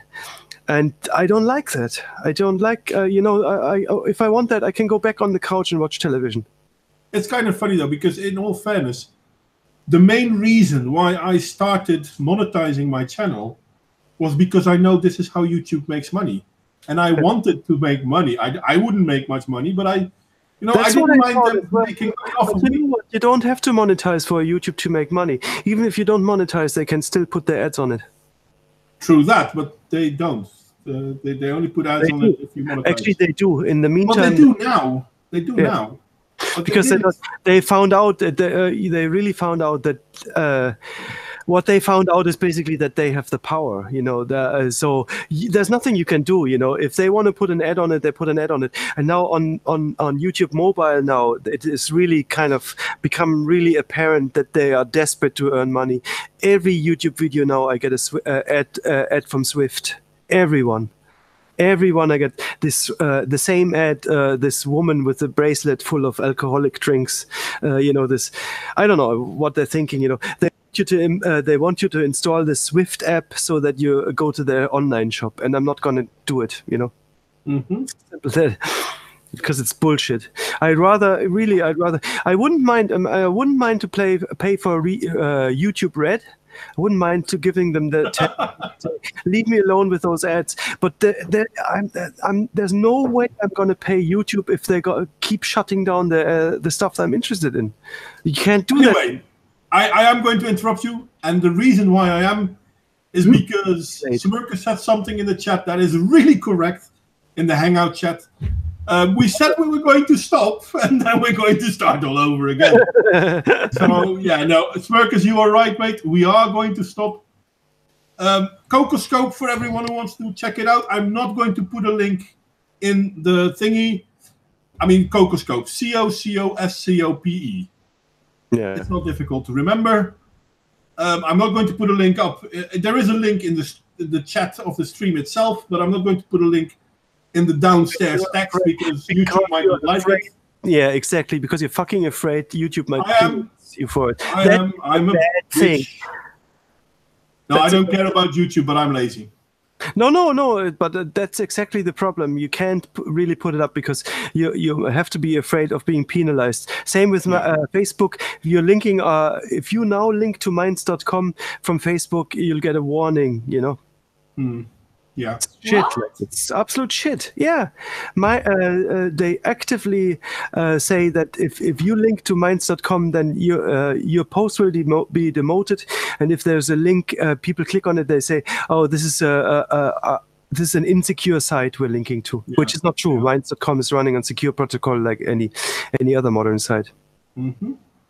Wow. Anyway, this is where we're going to call it quits. Funny, do you want something to say? Do you want to end this stream with something? Just thanks for having us as always. Yeah, thanks for having guys. Check the Cocoscope. Yeah, go check Cocoscope and check Minds and check BitChute, because in all fairness, YouTube is not going to change if we all stick around here. Check all the things. Yeah. What do you think, guys? You don't have to go away from YouTube, but if you subscribe to Cocoscope or make a username there, YouTube will start taking note, and they might even change the rules. Oh, look, there's 100,000 people who've just signed up to Cocoscope in this year. They're growing. Yeah. Anyway, this is where we're going to call it quits. Alicia still isn't here, so she can't have any last words. Tough shit. Thank you all for coming. Thank you for people in the chat. Warped, Nick, Highway, Ludacris. Carlos was already gone, by the way. And hi there, William, and bye there, William. You don't have to say sorry for being quiet, mate. If we talk rubbish, feel free to point it out, obviously. But I'm going to press the stop